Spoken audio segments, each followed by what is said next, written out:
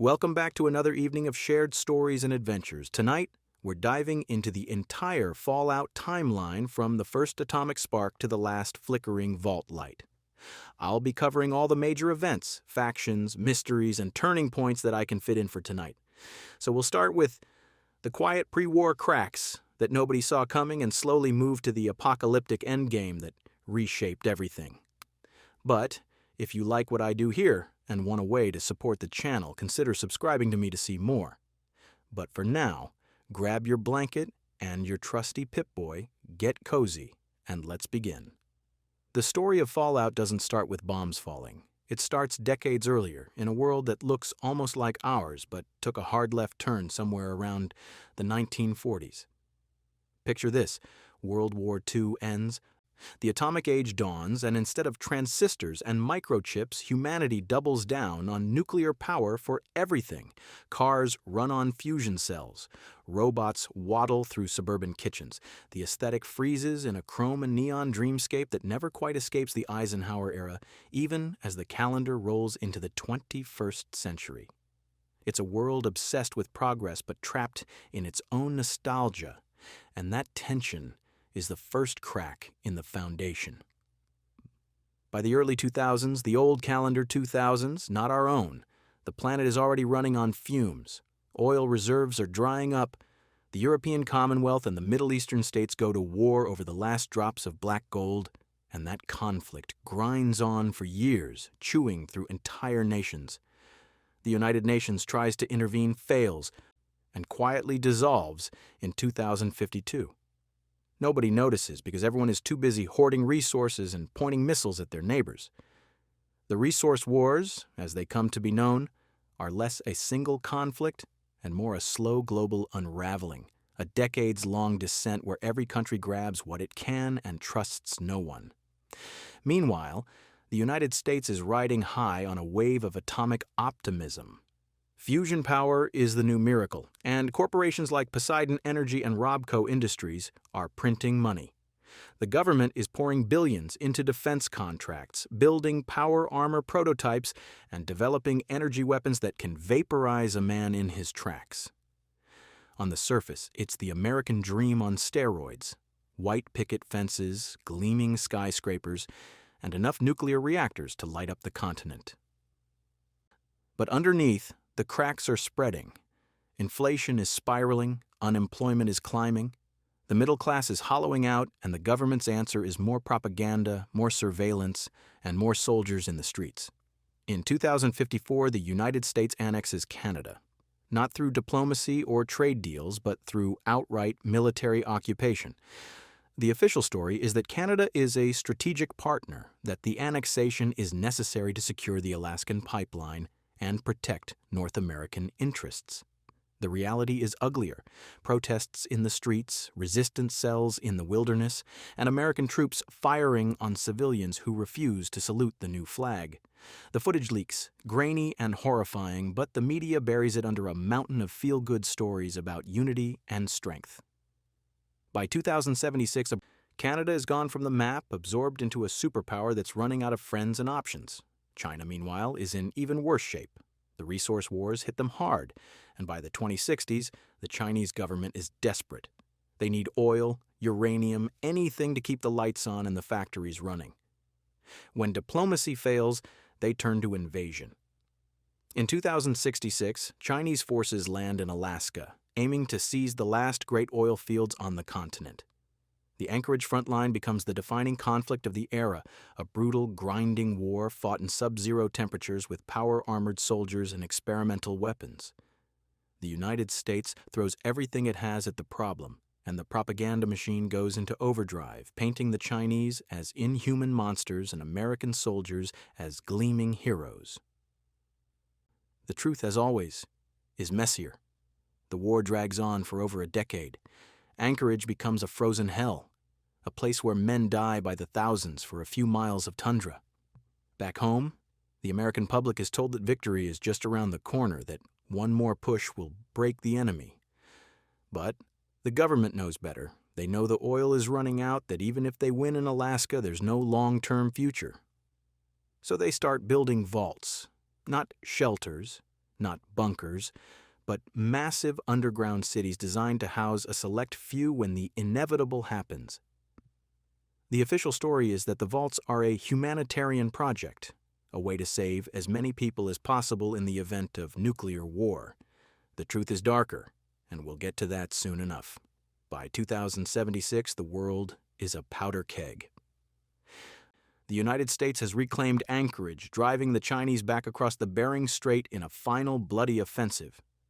Power armor, the T-51 series, turns the tide, giving American soldiers the edge they need to punch through enemy lines. The victory is celebrated with parades and fireworks, but the celebration is hollow. Everyone knows the war isn't over. It's just paused, waiting for someone to light the match. And then, on October 23, 2077, someone does. The Great War lasts 2 hours. That's it. 2 hours from the first launch detection to the last mushroom cloud. Nobody knows who fired first. Some say it was China, retaliating for their defeat in Alaska. Others say it was the United States launching a preemptive strike to secure their dominance. A few whisper that it was an accident. A glitch in an automated system. A misread signal that spiraled into annihilation. The truth is lost in the ash. What matters is the result. 77 nuclear warheads hit the United States alone, and the rest of the world fares no better. Cities vanish in seconds. Millions die in the initial blasts. Millions more die in the hours and days that follow, choking on radiation and burning in firestorms that consume entire regions. The vaults seal their doors. Some of them, anyway. Vault-Tec, the corporation contracted to build the shelters, delivered on their promise in the most technical sense. They built the vaults, installed the life support systems, and stocked them with supplies, but they also turned them into laboratories. See, Vault-Tec wasn't interested in saving humanity. They were interested in data. Each vault was designed as a controlled experiment, a way to test how people react under extreme conditions. Some vaults were legitimate shelters, control groups to provide a baseline, but most were something else entirely. Vault 11 forced its residents to sacrifice one person every year or face extermination by the vault's automated systems. Vault 27 was deliberately overcrowded, packed with twice as many people as it could support. Vault 77 had only one man and a crate of puppets. The experiments ranged from cruel to absurd, and the people inside had no idea they were lab rats until it was too late. Not everyone made it to a vault. Most people didn't. When the sirens wailed and the bombs started falling, the vast majority of humanity was caught in the open, with nowhere to run and no time to hide. Some tried to shelter in basements or subway tunnels. A few got lucky and survived the initial blasts, only to face the slow death of radiation sickness and nuclear winter. The world above became a wasteland, a blasted hellscape where the sky turned gray and the rain burned skin. The temperature plummeted as ash and debris choked out the sun. Crops failed. Animals died. The few survivors huddled in the ruins, scavenging what they could and trying not to think about tomorrow. But life, as it turns out, is stubborn. Even in the wasteland, even in the aftermath of total annihilation. People found a way. Small communities formed in the wreckage of the old world, built from scrap metal and desperation. They learned to purify water, to grow mutated crops, to defend themselves against the horrors that crawled out of the irradiated soil. Because the bombs didn't just kill. They changed things. The radiation twisted DNA, warping animals and plants into something new and often nightmarish. Radroaches the size of dogs, mole rats with teeth like daggers. And worse things. Things that used to be human. The first ghouls appeared within weeks of the bombs. People who survived the radiation but were transformed by it, their skin sloughing off, their bodies decaying but refusing to die. Some ghouls retained their minds, their memories, their humanity. They called themselves survivors, and they tried to rebuild alongside the other wastelanders. But others went feral, their brains rotting away until only hunger and rage remained. The feral ghouls became one of the wasteland's most persistent threats, shambling through the ruins in packs, attacking anything that moved.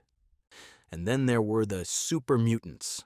That story starts before the war, in a secret military research facility called Mariposa. The scientists there were working on something called the Forced Evolutionary Virus, FEV for short, a bioweapon designed to make soldiers stronger, faster, more resilient. The project was classified, buried under layers of security and plausible deniability. When the bombs fell, Mariposa survived, its underground labs intact and its stores of FEV sealed away. Decades later, a man named Richard Gray stumbled into those labs. Gray was a scientist, a survivor, and a visionary. He was also slowly dying from radiation exposure. When he found the FEV, he saw salvation. He exposed himself to the virus, and it transformed him into something beyond human, a grotesque fusion of flesh and machinery that called itself the Master. The Master believed he had found the answer to humanity's problems. The FEV could eliminate the weaknesses of the human body, could create a new race of super mutants immune to disease and radiation. He began capturing wastelanders and dipping them into vats of the virus, creating an army of towering green-skinned soldiers. Some retained their intelligence, most didn't. The Master didn't care. He was building a utopia, or so he told himself, and he was willing to sacrifice anyone who stood in his way. But we're getting ahead of ourselves. Let's rewind a bit, back to the years immediately after the war. The vaults were sealed, the surface was burning, and the few survivors were scattered across the wasteland. In the ruins of what used to be California, a group of soldiers from Mariposa made a fateful decision. They had deserted their posts just before the bombs fell, disgusted by the experiments being conducted in the labs below. When the war ended, they emerged to find a world in ruins and no government left to court-martial them. So they decided to do something about it. They gathered up the advanced technology from Mariposa, the power armor and energy weapons, and they formed a new organization dedicated to preserving the remnants of the old world. They called themselves the Brotherhood of Steel. The Brotherhood's philosophy was simple. Technology was dangerous in the wrong hands, and after the Great War, almost everyone's hands were the wrong hands. They hoarded pre-war tech, locked it away in their bunkers, and only shared it with those they deemed worthy.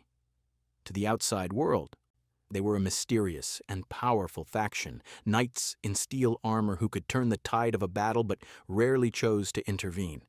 To themselves, they were the last guardians of civilization, the only thing standing between humanity and another apocalypse. The truth, as always, was somewhere in between. Meanwhile, in the vaults, life went on.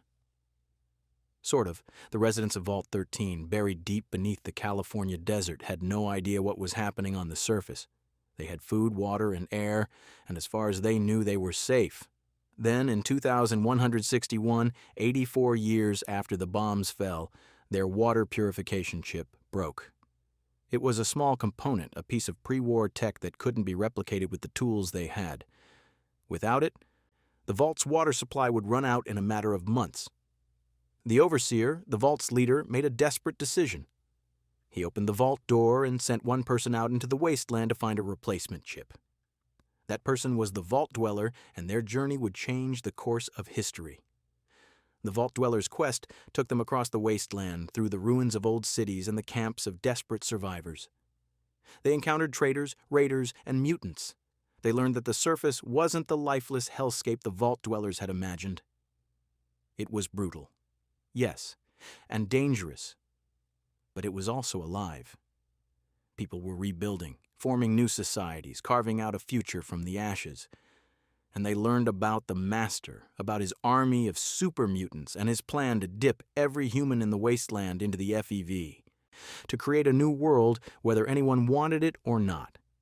The Vault Dweller eventually found the water chip, but by then they had a bigger problem. The Master's army was growing, and if someone didn't stop him, the wasteland would be overrun. So, the Vault Dweller did what heroes do in stories like this. They gathered allies, infiltrated the Master's base, and confronted him. The final conversation between the Vault Dweller and the Master is one of the most memorable moments in the entire Fallout series. The Vault Dweller presented evidence that the FEV was flawed, that the super mutants it created were sterile and couldn't reproduce. The Master's utopia was a dead end, a genetic cul-de-sac that would doom his new race to extinction. Faced with the truth, the Master chose to end his own life, triggering at the self-destruct sequence in his base and taking his dream with him. The Vault Dweller returned to Vault 13 a hero, expecting a celebration. Instead, the Overseer exiled them. The official reason was that the Vault Dweller had been exposed to the outside world, that they might inspire others to leave, that the Vault's fragile society couldn't handle the disruption. The real reason was fear. The Overseer was afraid of what the Vault Dweller represented, afraid of change, afraid of the future. So the Vault Dweller walked back out into the wasteland, this time with no home to return to. But they didn't walk alone. Other exiles and wastelanders joined them, and together they founded a new community in the northern reaches of California.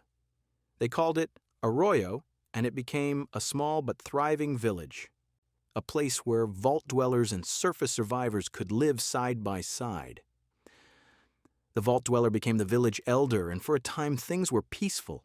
Decades passed. The wasteland continued to evolve. In the ruins of California, a new power emerged. The New California Republic, or NCR. It started as a small alliance of towns and settlements, people banding together for mutual protection and trade, but it grew quickly, absorbing nearby communities and establishing a functioning government complete with laws, taxes, and an army. The NCR was the wasteland's first real attempt at rebuilding the old world, at creating a nation-state with all the structure and bureaucracy that entailed. Some saw it as humanity's best hope. Others saw it as a bloated, corrupt machine that cared more about expansion than the people it claimed to serve. To the east, in the ruins of what used to be Nevada, another power was stirring. A man named Edward Sallow, a former member of a scholarly group called the Followers of the Apocalypse, had a vision. He had studied the history of ancient Rome, and he believed that the wasteland needed a strong, unified empire to bring order to the chaos. So he took the name Caesar, gathered a tribe of wastelanders, and began conquering. His legion, as it came to be known, was brutal and efficient. They enslaved the tribes they defeated, crucified those who resisted, and imposed a rigid hierarchy based on strength and loyalty. Caesar's legion rejected the technology and ideals of the old world, believing that the past had led to ruin and that only a return to ancient principles could save humanity. They were effective, terrifyingly so. But they were also monstrous, and their expansion set them on a collision course with the NCR. The collision happened at Hoover Dam, a massive pre-war structure that still generated electricity decades after the bombs fell. Control of the dam meant control of the region's power and water, and both the NCR and the Legion wanted it. The first battle was bloody and inconclusive, with both sides taking heavy casualties and neither gaining a decisive advantage. The dam became a symbol, a line in the sand that neither faction could afford to lose. And while they glared at each other across the Colorado River, the wasteland kept spinning its stories. Back in Arroyo, the Vault Dweller's grandchild was coming of age. The village was struggling. A drought had withered the crops, and people were getting sick. The elder, now ancient and frail, told their grandchild about a device from the old world, something called a Garden of Eden Creation Kit, or GECK. It was supposed to be a terraforming tool, a way to restore blighted land to fertility. Every vault was supposed to have one, but Vault 13's GECK had been lost or never delivered. The elder sent their grandchild, who would come to be known as the Chosen One, out into the wasteland to find it. The Chosen One's journey mirrored their ancestors in some ways, but diverged in others. The wasteland had changed in the decades since the Vault Dweller's exile. Towns were bigger, trade routes more established, and the threats more organized. The Chosen One encountered the remnants of the Master's super mutant army, now leaderless and scattered. They met the Brotherhood of Steel, still hoarding technology and still suspicious of outsiders. They crossed paths with the Enclave, and that's where things got complicated. The Enclave was the remnant of the pre-war United States government, or at least they claimed to be. When the bombs fell, high-ranking officials and military personnel evacuated to an oil rig off the coast of California, a secure facility that survived the war intact. For decades, they waited, watching the wasteland through satellites and radio signals, convinced that they were the last true humans and that everyone on the surface was a mutant, a contaminated aberration that needed to be purged. By the time the Chosen One encountered them, the Enclave had developed a plan: release a modified strain of FEV into the atmosphere, one that would kill anyone with even a trace of radiation-induced mutation. In other words, it would kill almost everyone in the wasteland. The Enclave's leader, a man who called himself President Richardson, genuinely believed he was saving humanity. He saw the Wastelanders as a failed experiment, a genetic dead end that needed to be cleared away so that pure humans, the Enclave, could reclaim the world. It was genocide, dressed up in patriotic rhetoric, and the Chosen One wasn't having it. They infiltrated the oil rig, fought their way through Enclave soldiers in advanced power armor, and confronted Richardson. The conversation was tense, ideological, a clash between two visions of humanity's future. In the end, the Chosen One sabotaged the Enclave's plan, destroyed the oil rig, and scattered the organization. Some Enclave members escaped, fleeing east to regroup. Others died in the explosion. Richardson went down with his dream. The Chosen One returned to Arroyo with the Gek, only to find the village destroyed and its people taken by the Enclave. But with the Enclave defeated and the Gek in hand, the survivors were able to rebuild, merging with the refugees from Vault 13 to create a new, stronger community. The Chosen One's story became legend, another chapter in the Wasteland's long, strange history. While all this was happening on the West Coast, the East Coast was writing its own story. The capital wasteland, the irradiated ruins of Washington, D.C., was a particularly grim place. The city had been hit hard during the Great War, and the concentration of bombs had left the area more radioactive and more dangerous than most. Super mutants roamed the streets, not the organized army of the Master, but a chaotic horde created by a different source of FEV. Raiders controlled entire neighborhoods, preying on anyone weak enough to be a target. And in the center of it all, the ruins of the old government buildings stood like tombstones, monuments to a world that would never return. Vault 1. O1, buried in the Virginia suburbs, was one of the few places of relative safety. It was a control vault, one of the few that Vault-Tec actually designed to function as advertised. The residents lived in isolation, generation after generation, with no contact with the outside world. Then, in the year 2277, exactly 200 years after the bombs fell, the Vault's overseer made a decision that would shatter that isolation. But before we get to that, we need to talk about Project Purity. James, a scientist and a resident of the wasteland, had a dream. He wanted to purify the Potomac River, to turn the irradiated water that flowed through the capital wasteland into something people could drink without dying. It was an ambitious project, maybe an impossible one, but James was stubborn. He worked on it for years, recruiting other scientists and scavenging pre-war tech. Then his wife died, giving birth to their child, and James made a choice. He took his infant son or daughter, depending on how you want to tell the story, and fled to Vault 101, bribing his way inside with promises of medical knowledge. He raised his child in the vault, hiding his past and his project, waiting for the day he could return to the wasteland and finish what he started. That day came when his child, the lone wanderer, turned 19. James left the vault in the middle of the night, slipping past security and disappearing into the wasteland. The overseer, paranoid and desperate to maintain control, blamed the lone wanderer, accusing them of helping James escape. The vault's security forces came after them, and the lone wanderer had no choice but to flee, stepping out into the capital wasteland for the first time in their life. The lone wanderer's search for their father took them across the wasteland, through the ruins of downtown D.C., past the bombed-out husk of the Capitol building, and into the strange, fractured communities that had formed in the ashes. They met the Brotherhood of Steel, or at least the East Coast chapter of it. This brotherhood was different from the isolationist hoarders on the West Coast. Under the leadership of Elder Owen Lyons, they had adopted a more humanitarian mission, protecting wastelanders from super mutants and raiders instead of just locking away technology.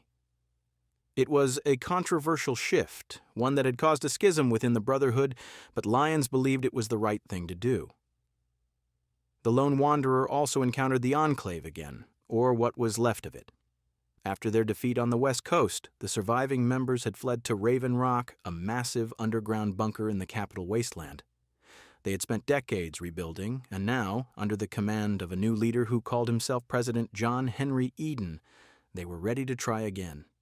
Eden's plan was similar to Richardson's: release a modified FEV into the water supply, this time through Project Purity, and wipe out anyone with mutated DNA. The Enclave seized control of the purifier, and the Lone Wanderer had to choose: help the Enclave and doom the wasteland, or fight back and finish their father's work. James didn't live to see the choice. He died sabotaging the Enclave's initial takeover of the purifier, flooding the control room with radiation to stop them from activating it prematurely. His sacrifice bought time, but it also left the Lone Wanderer with a burden. The Brotherhood of Steel rallied, launching a full assault on the purifier to take it back from the Enclave. The battle was brutal, power-armored soldiers clashing in the shadow of the Jefferson Memorial while vertibirds screamed overhead.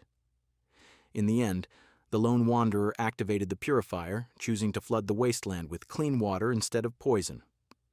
Some versions of the story say they died doing it, and stepping into the irradiated control room to flip the switch. Other versions say they sent someone else, a companion or a Brotherhood soldier, to do it for them. Either way, the purifier worked. Clean water flowed into the Potomac, and for the first time in 2 centuries, the Capitol Wasteland had hope. But hope is a fragile thing in the wasteland, and it doesn't last long without someone to defend it. The Brotherhood of Steel took control of the purifier, distributing water to the settlements and using it as leverage to expand their influence. The Enclave was shattered, its leadership dead and its forces scattered. President Eden, it turned out, wasn't even human.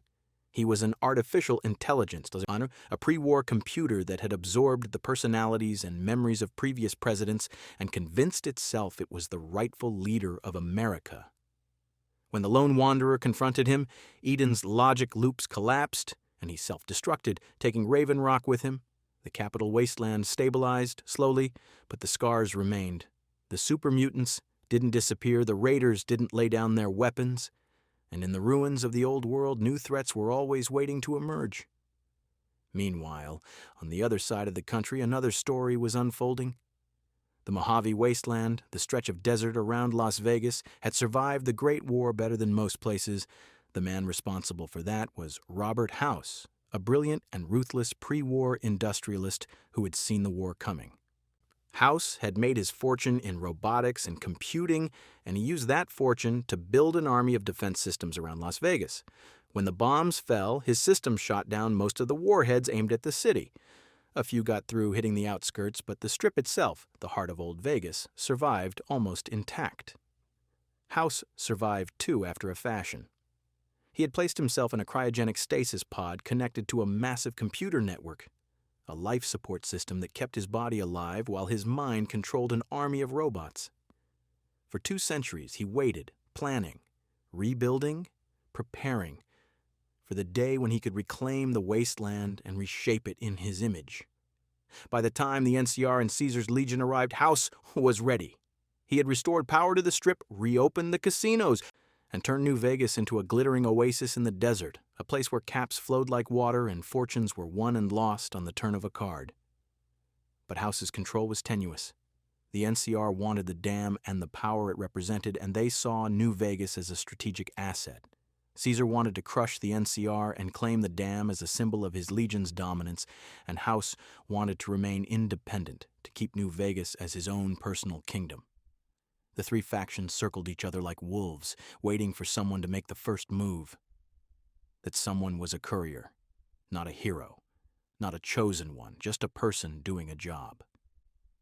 They had been hired to deliver a package, a platinum chip, from the Mojave Express to the New Vegas Strip.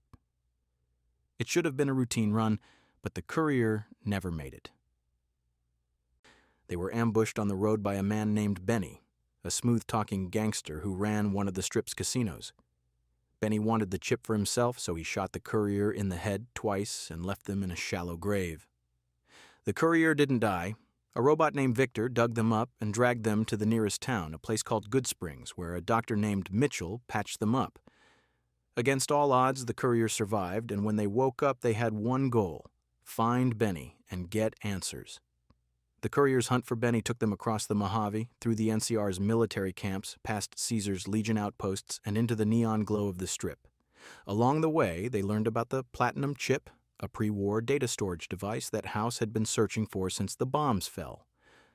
The chip contained the upgrade codes for House's robot army, the key to making his Securitrons powerful enough to hold the dam and the Mojave against any threat. Benny had planned to use the chip to overthrow House and take control of New Vegas himself, but he hadn't counted on the courier surviving. When the courier finally caught up to Benny, they had a choice. They could kill him, let him go, or even work with him. But no matter what they chose, they ended up with the chip, and that made them the most important person in the Mojave. House wanted the chip delivered so he could execute his plan. The NCR wanted the courier to sabotage House and secure the dam for the Republic. Caesar wanted the courier to destroy House and help the Legion crush the NCR. And a fourth faction, the mysterious Mr. House's former protege, a woman named Christine. No, wait, that's not right. Let me correct that. A fourth option emerged. The courier could keep the chip, take control of House's army, and claim New Vegas for themselves, answering to no one. The choice came down to the Second Battle of Hoover Dam. The NCR and the Legion both launched their final offensives, and the courier had to pick a side or forge their own path. The battle was chaos, soldiers and robots clashing on the dam's walkways while snipers fired from the towers and explosions echoed across the Colorado River. In the end, the courier's choice determined the fate of the Mojave. If they sided with House, New Vegas remained independent, a technocratic autocracy ruled by a 200-year-old man in a tube. If they sided with the NCR, the Mojave was absorbed into the Republic, gaining stability but losing its freedom. If they sided with the Legion, the dam fell, and Caesar's brutal empire spread west. And if they chose independence, they became the new ruler of New Vegas, a wild card with an army of robots and no clear plan for what came next. Each ending had consequences, ripples that spread across the wasteland, but that's the nature of Fallout. Every choice matters, every action has weight, and the future is never certain. While the Mojave was burning, another crisis was brewing far to the north. The Commonwealth, the ruins of Massachusetts, and the area around Boston had its own problems. The region had been hit hard during the Great War, and the radiation had created some truly nightmarish creatures. But the real threat wasn't the mutants or the raiders. It was something far more insidious. The Institute, a shadowy organization operating out of the ruins of MIT, had been working in secret for decades. They were scientists, the descendants of the university's pre-war faculty, and they had access to technology that made the Brotherhood of Steel look primitive. They had mastered genetic engineering, robotics, and teleportation, and they had created synths, synthetic humans that were almost indistinguishable from the real thing. The early synths were crude, metal skeletons with glowing eyes that looked like something out of a nightmare. But the Institute kept improving them, and by the third generation, synths were perfect replicas of human beings. They had skin, hair, memories, emotions. The only way to tell them apart from a real person was to cut them open and look for the synthetic component inside. The Institute used synths as spies, infiltrators and enforcers, sending them to the surface to gather resources and eliminate threats. To the people of the Commonwealth, synths were bogeymen, monsters that could be anyone, your neighbor, your friend, your spouse. The Institute's leader, a man known only as Father, believed that the surface was doomed, that the wasteland was a failed experiment, and that humanity's only hope was to retreat underground and start over. The synths were the next step in that plan, a new form of life that could survive in the wasteland without succumbing to radiation or disease. But to the people on the surface, the synths were an existential threat, and the Institute was the enemy. Into this mess stumbled the sole survivor, the last resident of Vault 111. Their story started on the day the bombs fell. They had been a pre-war civilian, a veteran or a lawyer, depending on how you tell it, living in the Boston suburbs with their spouse and infant son. When the sirens went off, they ran to Vault 111, one of the few shelters in the area. The vault door sealed behind them, and they were placed in cryogenic suspension, frozen in time while the world burned outside. They woke up briefly decades later when the vault systems malfunctioned. Through the frosted glass of their cryopod, they saw strangers in the vault, armed and searching. The strangers opened their spouse's pod, shot them, and took their son, Sean. The sole survivor tried to scream, tried to move, but the cryo system reactivated, freezing them again before they could do anything. When they finally woke for good, 210 years had passed. Their spouse was dead, their son was gone, and the world they knew had ended. The sole survivor's search for Sean drove the entire story. They emerged from the vault into a commonwealth that was barely holding together. The Minutemen, a volunteer militia that had once protected the region's settlements, had collapsed after a disastrous battle at a place called Quincy. The Brotherhood of Steel had arrived in a massive airship, the Prydwen, and was waging war against the Institute and anything else they deemed a threat. The Railroad, an underground resistance movement, was helping synths escape from the Institute and start new lives, and the Institute itself remained hidden, teleporting agents in and out of the Commonwealth while the surface dwellers lived in fear. The sole survivor eventually discovered the truth. Sean was alive, but he wasn't a child anymore. He was an old man, dying of cancer, and he was father, the leader of the Institute.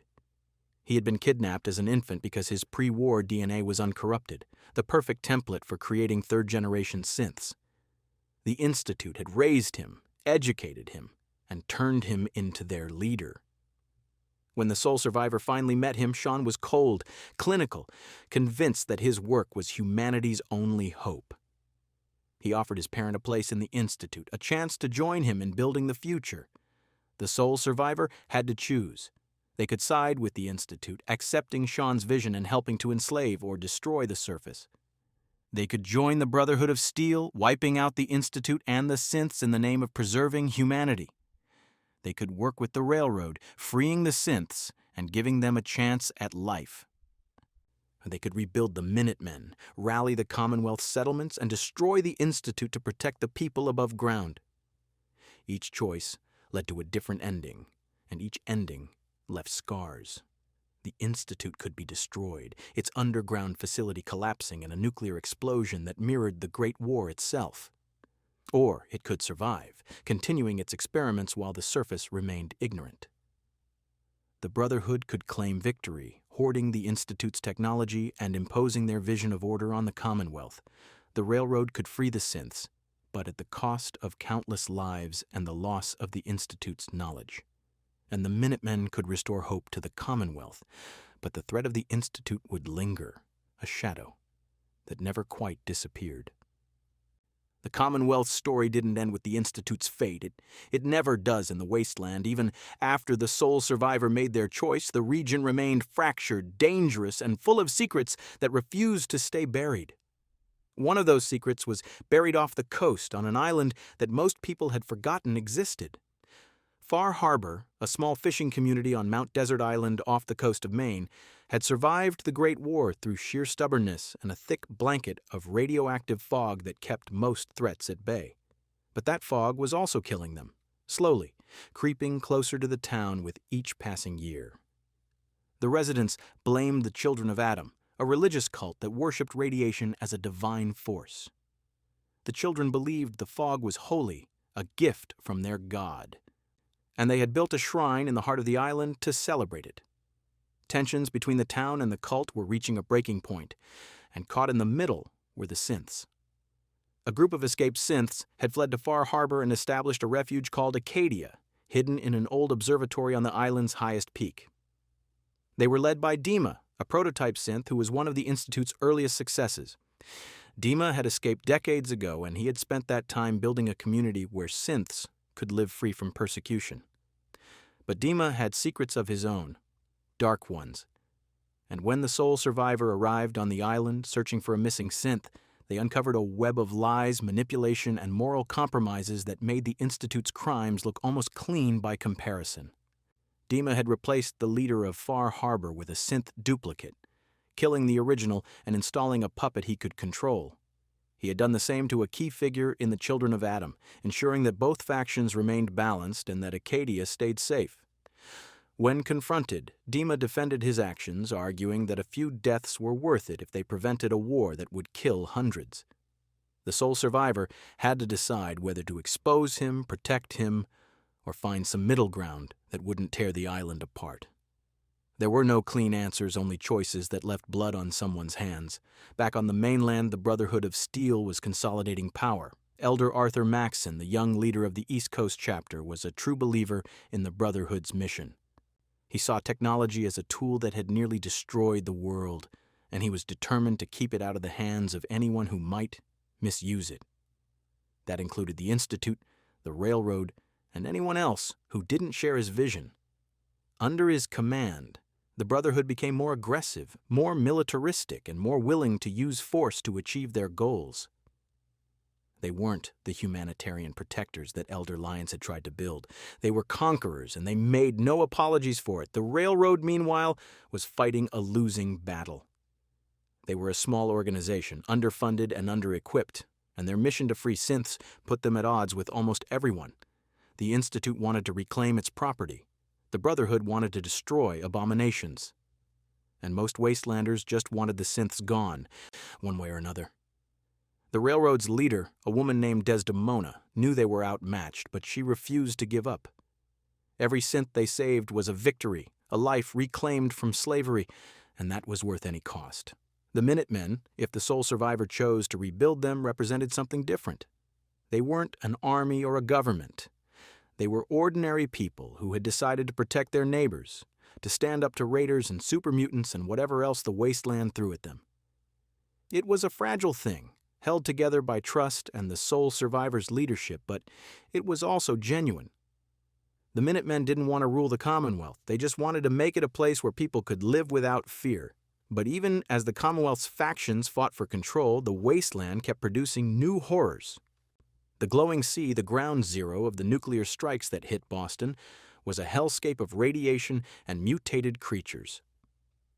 The few people who ventured into it rarely came back, and those who did were changed, their bodies warped by exposure to levels of radiation that should have killed them instantly. In the heart of the glowing sea stood the ruins of the Sentinel site, a pre-war nuclear facility that had been vaporized in the blast. It was there that the sole survivor found Virgil, a former Institute scientist who had fled after experimenting on himself with FEV. Virgil had turned himself into a super mutant, hoping to survive long enough to find a cure. He was one of the few intelligent super mutants in the Commonwealth, and his story was a reminder that not every monster was born that way.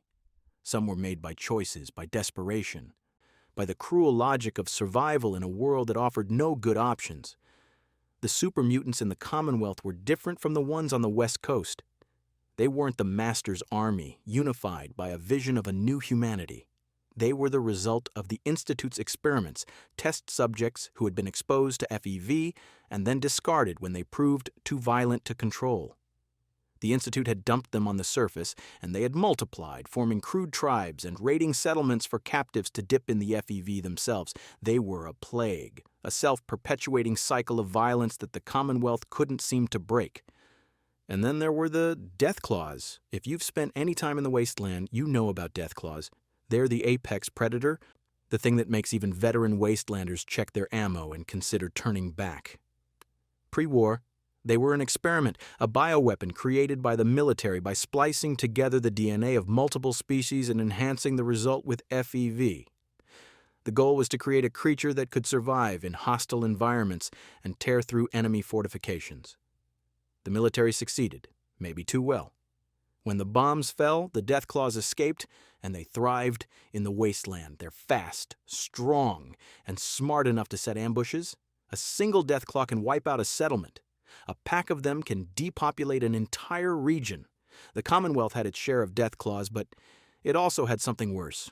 The Museum of Witchcraft. The sole survivor could stumble across it while exploring the northern edge of the map, a pre-war tourist trap that had been abandoned for centuries. Inside, the air was thick with the smell of blood and decay. Claw marks gouged the walls. Bodies, or pieces of them, were scattered across the floor. And somewhere in the darkness, something was moving. The creature turned out to be a Deathclaw, but not just any Deathclaw. This one had nested in the museum, and it was protecting an egg. The sole survivor could kill it and take the egg, or they could leave it alone and back away slowly. Either way, the encounter was a reminder that the wasteland's horrors weren't always mindless. Sometimes they were just trying to survive, same as everyone else. While the Commonwealth was dealing with its own crises, the rest of the wasteland continued to evolve. The NCR, now the largest and most powerful faction in the former United States, was struggling with the challenges of governance. Expansion had brought new territory and new resources, but it had also brought corruption, bureaucracy, and overextension. The NCR's military was stretched thin, trying to hold the Mojave, protect the trade routes, and deal with raiders and mutants across a territory that spanned hundreds of miles. The government in Shady Sands, the NCR's capital, was mired in political infighting, with senators and Brahmin barons jockeying for power while the soldiers on the front lines went without supplies. The common people of the NCR had mixed feelings about their government. On one hand, the NCR brought law, order, and a functioning economy. You could trade in NCR dollars, settle disputes in court, and sleep at night without worrying about raiders kicking down your door. On the other hand, the NCR demanded taxes, enforced conscription, and often seemed more interested in expanding its borders than helping its citizens. For every wastelander who saw the NCR as a beacon of hope, there was another who saw it as the old world's mistakes repackaged in a new flag. Caesar's Legion, by contrast, offered a different vision. Caesar, whose real name was Edward Sallow, had built his empire on the principles of ancient Rome, or at least his interpretation of them. The Legion was a totalitarian state held together by fear, discipline, and the cult of personality surrounding Caesar himself. They rejected the technology and individualism of the old world, believing that those things had led to the Great War. Instead, they embraced a brutal meritocracy where strength and loyalty were the only virtues that mattered. Women were enslaved, conquered tribes were assimilated or destroyed, and dissent was punished with crucifixion. Caesar justified his methods with philosophy, arguing that the wasteland needed a strong hand to unite it, that democracy and freedom were luxuries humanity could no longer afford. He saw himself as a transformative figure, a man who would forge a new civilization from the ashes of the old. But his legion was built on a foundation of slavery and violence, and it was only as strong as Caesar himself. When he developed a brain tumor, the cracks began to show. His second-in-command, Legate Laenius, was a brilliant tactician but lacked Caesar's vision. If Caesar died, the legion would likely fracture, devolving into a collection of warring tribes fighting over the scraps of his empire. The conflict between the NCR and the Legion was more than a territorial dispute. It was a clash of ideologies, a question about what kind of future the wasteland should have. The NCR represented the old world's ideals, democracy and capitalism, and the rule of law, with all the flaws and compromises that entailed. The Legion represented a rejection of the old world, a belief that humanity needed to start over with a clean slate, even if that slate was written in blood.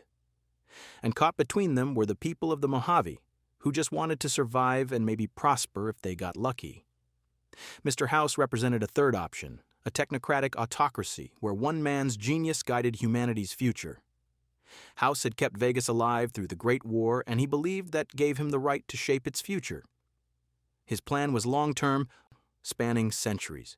He wanted to use the resources of the Mojave to rebuild humanity's industrial base, to eventually reach the stars and ensure that the species survived no matter what happened on Earth.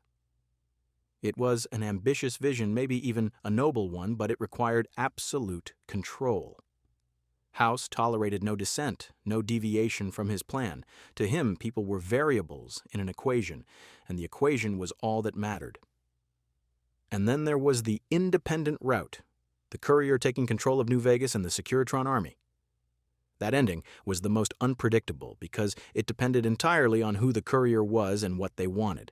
A benevolent courier could turn New Vegas into a free state, a place where people governed themselves and prospered. A ruthless courier could become a tyrant, using the robot army to crush anyone who opposed them. Or the courier could simply walk away, leaving the Mojave to sort itself out. The wasteland had a way of filling power vacuums, and it rarely filled them with anything good. But let's step back from the Mojave and look at the bigger picture, because the wasteland is vast and every region has its own story. The capital wasteland, even after the lone wanderer's efforts, remained a dangerous place. The Brotherhood of Steel controlled the purifier and the surrounding area, but their resources were limited and their reach was short. Super mutants still held downtown DC, and the ruins were so irradiated and unstable that most people avoided them entirely. The Pit, the ruins of Pittsburgh to the north, was a nightmare of its own. A city of slaves and raiders ruled by a man named Asher who was trying to rebuild civilization through sheer brutality. Asher's story was complicated. He had been a Brotherhood of Steel paladin, part of the expedition that came east from California. When the Brotherhood attacked the Pit to clear out the raiders, Asher was left for dead. He survived, and he saw potential in the ruins. The Pit had working steel mills, pre-war infrastructure that could be restored if someone was willing to pay the price. Asher enslaved the local population, forcing them to work in the mills despite the radiation and the toxic environment. He justified it by arguing that the suffering was temporary, that once the mills were operational, he could cure the radiation sickness and build a new society. But the slaves didn't see a visionary. They saw a monster, and they were planning a rebellion. The lone wanderer could get involved, siding with the slaves or with Asher, and neither choice was clean. The slaves wanted freedom, but they had no plan for what came after. If they killed Asher and destroyed the mills, the Pit would collapse back into chaos. If Asher succeeded, he might actually cure the radiation sickness and create something stable, but that required trusting a man who had enslaved thousands and worked them to death. It was another no-win scenario, another reminder that the wasteland didn't deal in heroes and villains. It dealt in survivors, and survivors did what they had to. Point Lookout, a swampy region on the Maryland coast, was even stranger. The area had been hit by bombs during the Great War, but the radiation had mixed with something else. Some pre-war experiment or natural phenomenon that nobody quite understood. The result was a population of inbred swamp folk who were hostile, cunning, and seemingly immune to pain. They attacked outsiders on sight, using crude weapons and guerrilla tactics to defend their territory. Deeper in the swamp, there were hints of something older, something that predated the war. A mansion filled with occult artifacts, a brain in a jar that claimed to be a pre-war scientist, a tribesman who spoke in riddles and seemed to know more than he should. Point Lookout was a place where the rules didn't quite apply, where the wasteland's usual logic broke down and something stranger took over. And then there was the Divide, a region on the border between California and Nevada that had been annihilated not by the Great War, but by the Courier. Years before the events of New Vegas, the Courier had delivered a package to the Divide, not knowing that it contained a detonator for the nuclear warhead still buried beneath the old military installations. When the package was opened, the warheads detonated, tearing the region apart and killing everyone who lived there. The Courier didn't remember their memories of the event lost or suppressed, but someone else did. Ulysses, another Courier, had been in the Divide when it was destroyed. He survived, barely, and he spent years wandering the wasteland trying to understand what had happened and why. He eventually concluded that the Courier was responsible, that their carelessness had destroyed the one place in the wasteland that had a chance at becoming something real. Ulysses lured the Courier back to the Divide, intending to force them to witness the consequences of their actions and then launch another set of nuclear missiles, this time at the NCR and the Legion, to punish both factions for their failures. The Divide was a hellscape, a canyon filled with radiation storms, crumbling buildings, and marked men, former soldiers who had been caught in the blast and transformed into ghoul-like creatures driven mad by pain and rage. The Courier had to fight their way through, following Ulysses' trail and listening to his recorded messages. When they finally confronted him, Ulysses laid out his philosophy. The nations and flags were meaningless, that the old world's symbols had led to the Great War, and that the only way forward was to burn it all down and start over. The Courier could agree with him, fight him, or talk him down, convincing him that launching more nukes would only repeat the mistakes of the past. It was one of the most philosophically dense confrontations in the entire series, a debate about identity, responsibility, and whether the wasteland could ever be more than a graveyard. The Divide story raised questions that echoed across the entire Fallout timeline. What does it mean to rebuild? Can you create something new without destroying what came before? And who gets to decide what the future looks like? These weren't abstract philosophical puzzles. They were life and death questions that every faction, every settlement, every lone wanderer in the wasteland had to answer for themselves. The Brotherhood of Steel answered by hoarding technology and imposing their vision of order through force. They believed that the old world had destroyed itself because people had access to weapons and knowledge they couldn't handle responsibly. The solution, in their eyes, was to lock that knowledge away and only share it with those who had proven themselves worthy. It was a paternalistic approach, one that assumed the Brotherhood knew better than everyone else, and maybe they did in some cases. But it also meant that entire communities were denied access to tools that could improve their lives, all because the Brotherhood had decided they couldn't be trusted. The Enclave took that logic even further. They didn't just want to control technology, they wanted to control who got to live. In their worldview, the Wasteland's population was contaminated, genetically inferior, a failed branch of humanity that needed to be pruned so that the pure strain could flourish. It was eugenics dressed up in patriotic language, and it was monstrous. But the Enclave genuinely believed they were saving humanity, that their actions, however brutal, were necessary for the species to survive. That's what made them so dangerous. They weren't cackling villains. They were true believers, and true believers will justify anything if they think the cause is righteous. The Institute had a similar problem. They saw themselves as humanity's last hope, the only organization with the knowledge and resources to rebuild civilization. But their definition of civilization was narrow and self-serving. They cared about scientific progress, about pushing the boundaries of what was possible, but they didn't care about the people on the surface. To them, wastelanders were primitives, barely worth considering except as test subjects or sources of raw materials.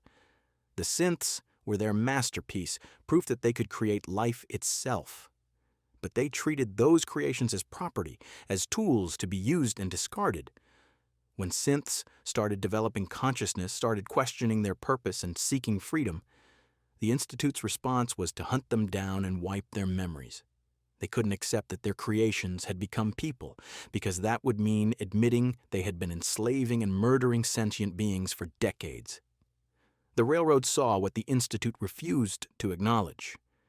They recognized that synths were alive, that they had thoughts and feelings and deserved the same rights as any human. But the Railroad's methods were desperate and often counterproductive. They focused so much on freeing individual synths that they lost sight of the bigger picture. Destroying the Institute might save the synths, but it would also destroy centuries of accumulated knowledge, technology that could have been used to help the entire Commonwealth. The Railroad didn't have a plan for what came after.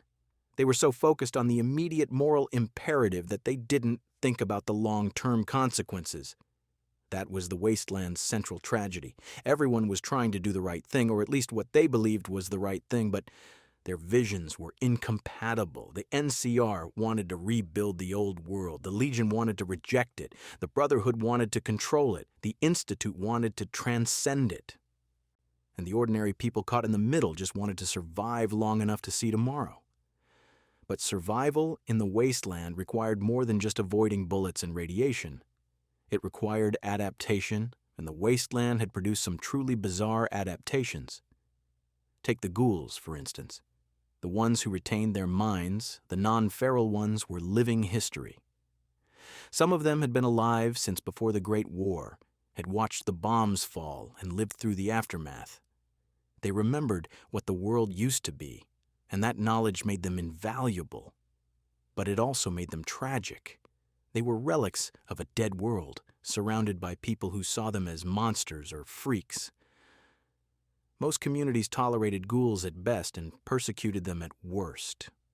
There were entire settlements, like Tenpenny Tower in the capital Wasteland, that refused to let ghouls inside, treating them as subhuman despite the fact that they were often more human than the smoothskins who rejected them.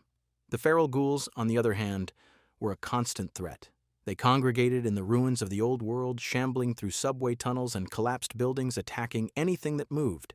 They were what every non-feral ghoul feared becoming, the end result of centuries of radiation exposure eating away at the brain until nothing was left but hunger and rage. Some ghouls went feral quickly within years of their transformation, others lasted decades or even centuries before their minds finally gave out. There was no way to predict it, no cure, no treatment. Every ghoul lived with the knowledge that one day they might wake up as a monster, if they woke up at all. Then there were the super mutants, and their story was even more complicated. The master super mutants, the ones on the West Coast, had been created with a purpose.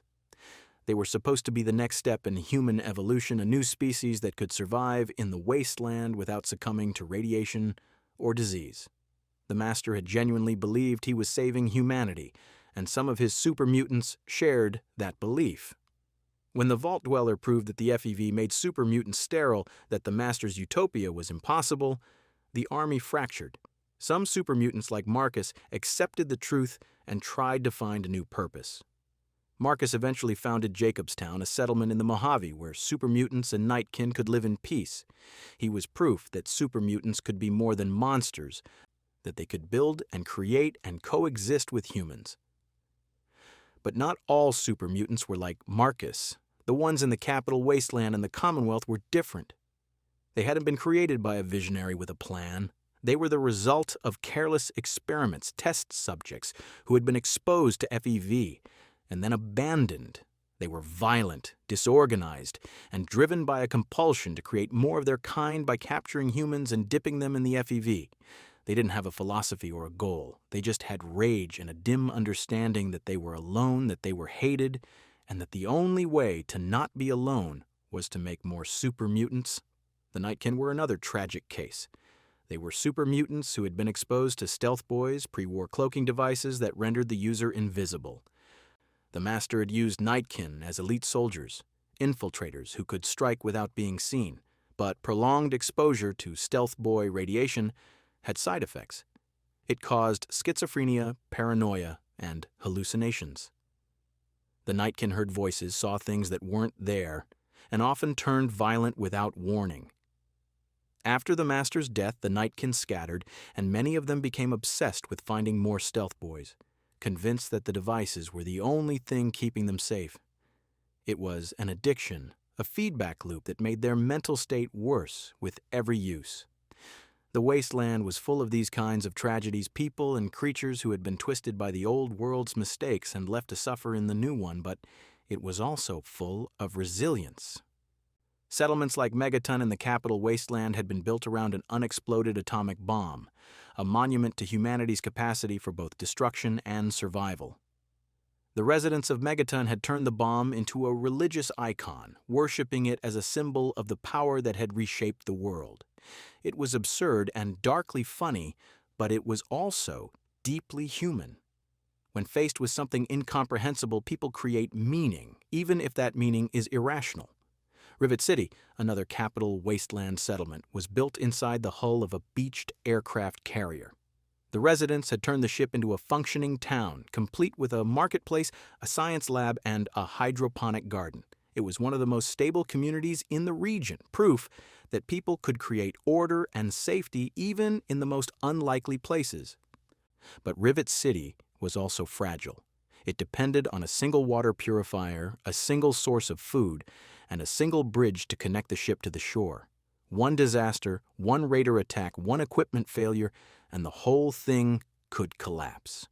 That fragility was a constant in the wasteland. Every settlement, every faction, every individual was one bad day away from annihilation. The Minutemen understood that, which was why their philosophy was based on mutual aid. When one settlement was in trouble, the others would come to help because they knew that next time it might be them. It was a simple idea, almost naive, but it worked. The Minutemen at their peak had protected dozens of settlements across the Commonwealth, and they had done it without demanding tribute or imposing their will. They were volunteers, ordinary people who had decided that their neighbors' lives were worth defending. But the Minutemen had fallen, and the reason why was a lesson in how quickly things could go wrong. They had been betrayed at Quincy, a settlement on the southern edge of the Commonwealth. A group of gunners, mercenaries who sold their services to the highest bidder, had been hired to take the town. The Minutemen had responded, sending every available soldier to defend Quincy. But one of their own, a man named Clint, had switched sides, feeding information to the gunners and sabotaging the Minutemen's defenses. The battle was a massacre. The Minutemen were wiped out and the survivors scattered, too broken and demoralized to regroup. It took the sole survivor, an outsider with no connection to the Minutemen's history, to rebuild them from scratch. The gunners themselves were an interesting case. They were one of the most professional military forces in the Commonwealth, well-equipped and well-trained, but they had no ideology, no goal beyond profit.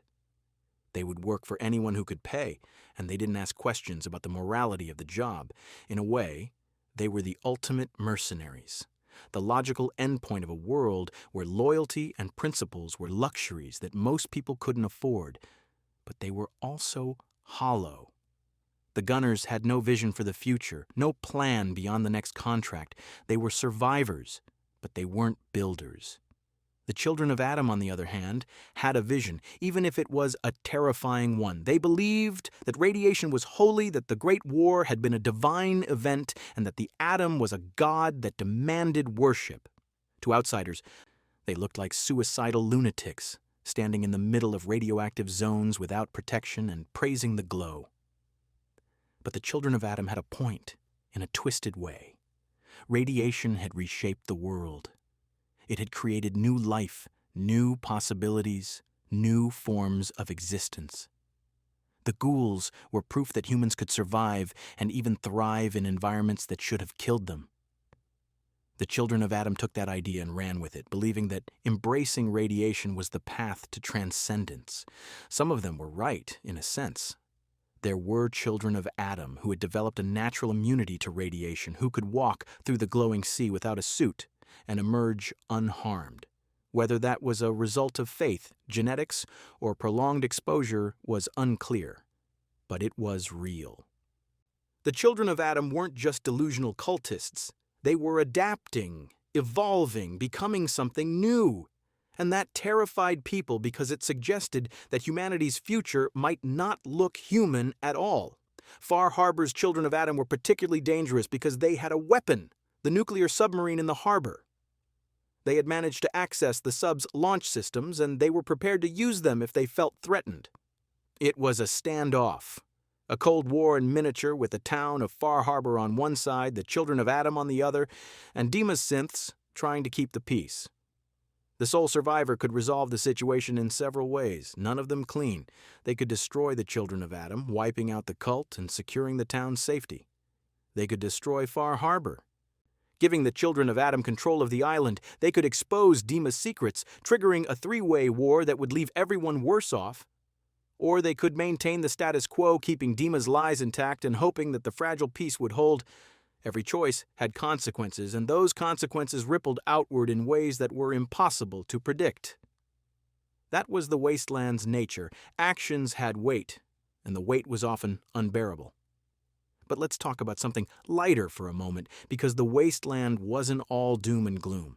There were moments of genuine humor, of absurdity, of humanity asserting itself in the strangest ways. Take the Republic of Dave, a tiny settlement in the capital wasteland ruled by a man who had declared himself president of his own country. The country consisted of Dave, his wives, his children, and nobody else. Dave held elections, but he was the only candidate, and he always won.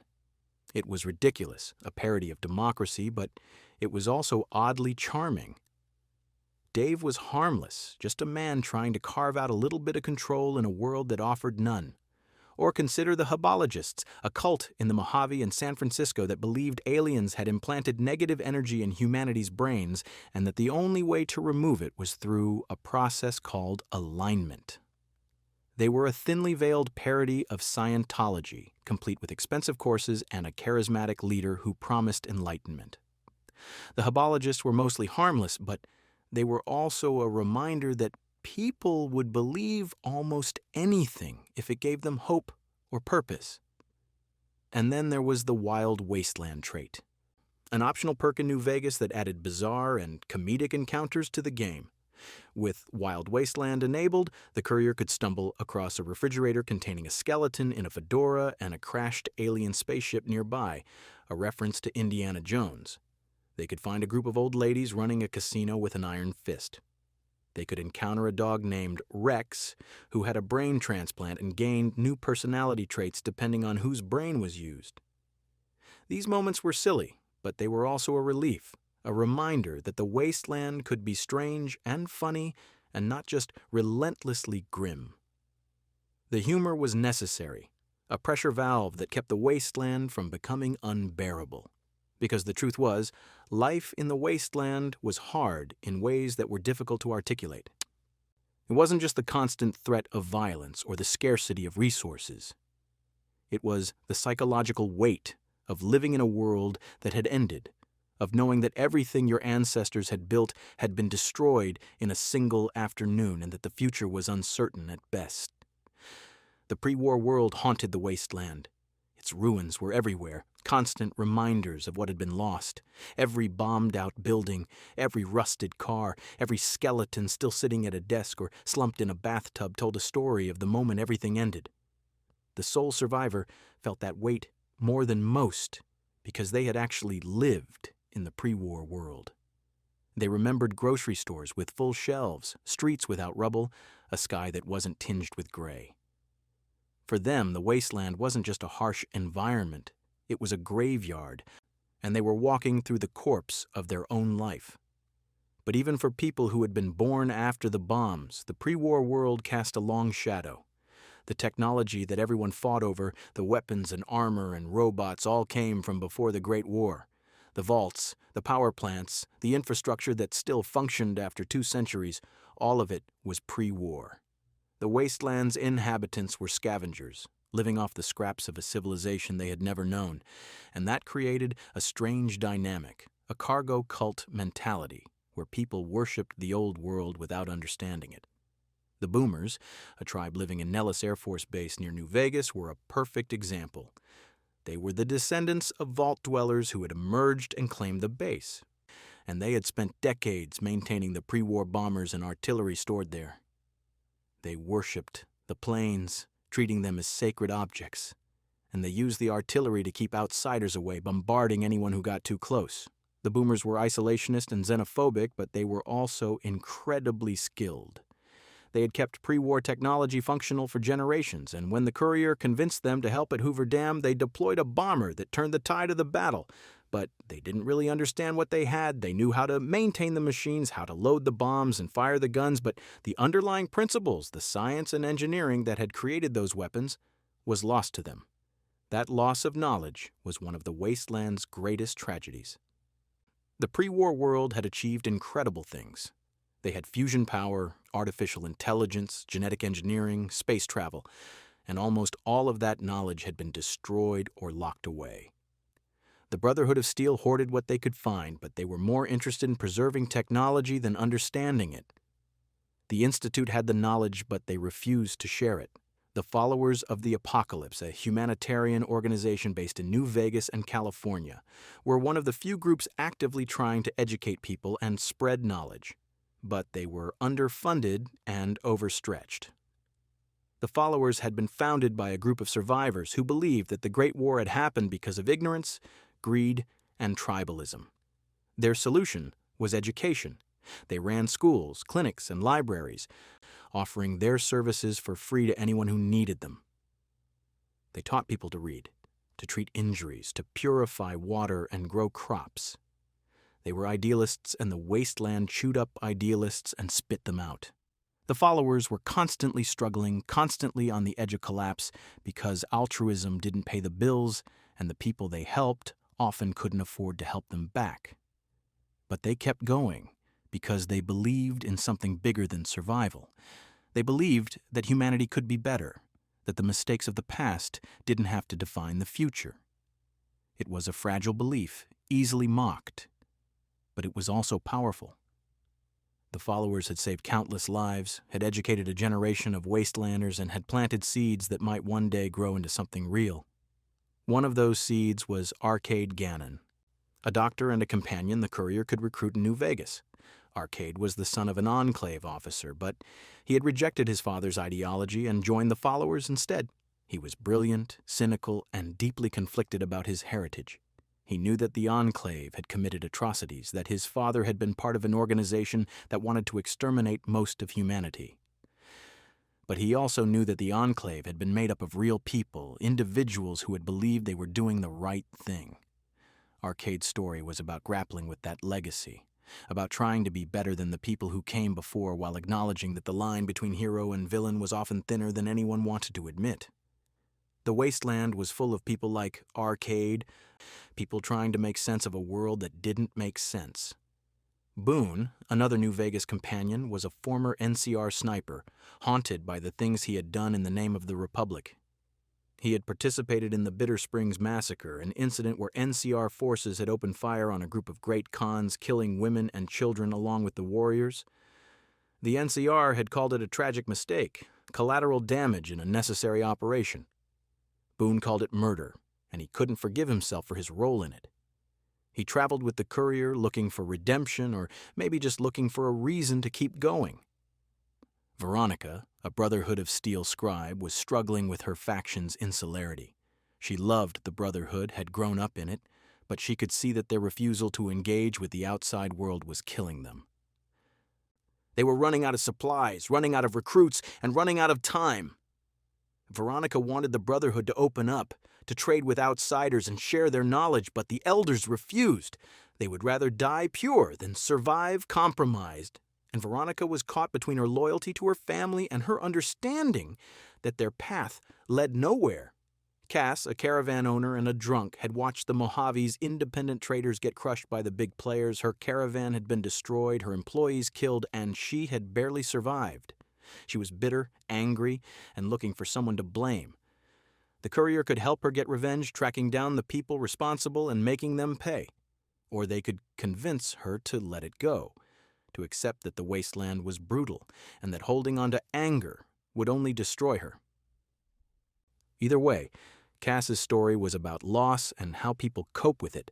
Every companion in the Fallout series had a story like that, a personal tragedy or moral dilemma that reflected the larger themes of the wasteland. They weren't just sidekicks or hired guns. They were people, complex and flawed, trying to navigate a world that offered no easy answers. And then there was EDE, a robot companion in New Vegas who couldn't speak but communicated through beeps and recorded audio logs. EDE had been built by the Enclave as a prototype reconnaissance drone, designed to travel across the country and gather data. But EDE had been damaged and had ended up in the Mojave, where a mechanic had tried to repair it. The Courier could finish the repairs and unlock EDE's logs, which told the story of the Enclave scientist who had built it. The scientist had poured his heart into the project, had seen EDE as more than just a machine. And when the Enclave had fallen, the scientist had sent EDE out into the wasteland, hoping that it would survive and maybe find a purpose. It was a small story, a quiet one, but it was also deeply moving.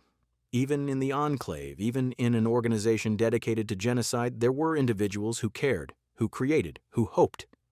That was the wasteland's secret. It wasn't just a place of violence and despair. It was also a place of connection, of small kindnesses, of people helping each other for no reason other than it was the right thing to do. The Courier could encounter a wastelander being attacked by raiders and choose to help, expecting nothing in return. They could give water to a thirsty traveler, or caps to a beggar, or medicine to someone who was sick. These weren't grand heroic gestures. They were small acts of decency, but they mattered. They were proof that humanity hadn't been completely destroyed by the bombs, that there was still something worth saving. But the wasteland also tested that decency, pushed it to the breaking point. The Tenpenny Tower situation in Fallout 3 was a perfect example. The tower was a luxury apartment building, one of the few pre-war structures still standing and habitable. It was run by Alistair Tenpenny, a wealthy businessman who charged exorbitant rent and refused to let ghouls inside. A group of non-feral ghouls, led by a man named Roy Phillips, wanted to move into the tower. They argued that they had as much right to safety and shelter as anyone else.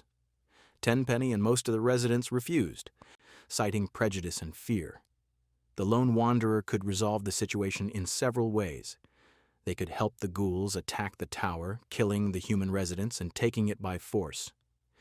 They could convince Tenpenny to let the ghouls in peacefully, brokering a compromise, or they could side with Tenpenny and kill the ghouls. If the lone wanderer chose the peaceful option, convincing both sides to coexist, it seemed like a happy ending. The ghouls moved in, the humans stayed, and everyone lived together in harmony. But if the lone wanderer returned to the tower a few days later, they would find that Roy Phillips had killed all the human residents in their sleep. Roy had never intended to coexist. He had just been waiting for the right moment to take revenge. It was a gut punch of a twist, a reminder that good intentions weren't enough, that some conflicts couldn't be resolved with words, and that the wasteland punished naivety. But it also raised uncomfortable questions. Was Roy wrong? The humans in Tenpenny Tower had spent years treating ghouls as subhuman, had built their entire community on exclusion and prejudice. Roy's actions were monstrous, but they were also understandable. He had been pushed to the edge, had seen his people suffer and die because of bigotry, and he had decided that mercy was a luxury he couldn't afford. The wasteland was full of situations like that, moral dilemmas with no clean solutions. The lone wanderer could encounter a town called Andale, a small settlement that seemed idyllic on the surface. The residents were friendly, the houses were clean, and everyone seemed happy. But if the lone wanderer investigated, they would discover that the town's residents were cannibals and that they had been eating travelers for generations. The lone wanderer could kill them, report them to the authorities, or just walk away. None of those options felt satisfying because the people of Andale weren't monsters. They were just trying to survive in a world where food was scarce and morality was a luxury. Or consider the replicated man quest in Fallout 3, where the lone wanderer was asked to help find an escaped synth. The quest could be completed by siding with the scientist hunting the synth, by helping the synth escape, or by convincing the synth to return to the Institute. Each choice had consequences, and each one forced the player to grapple with questions about identity, freedom, and what it meant to be human. The synth, who had been living as a man named Harkness, had no memory of his past. He had been given a new identity, a new life, and he was happy. Did he have the right to keep that life, even if it was built on a lie? Or did the Institute have the right to reclaim their property? These weren't abstract philosophical questions. They were real dilemmas that people in the wasteland faced every day. And the answers mattered because they shaped the kind of world that was being rebuilt. The Fallout series had always been about choices, about the player deciding what kind of person they wanted to be and what kind of world they wanted to create. But it was also about consequences, about the fact that every choice had a cost and that sometimes there were no good options. The games didn't judge the player for their choices, at least not overtly. They just showed the results and let the player live with them. That moral ambiguity was part of what made Fallout so compelling. It wasn't a simple story of good versus evil. It was a complex, messy exploration of what it meant to be human in a world that had lost its humanity.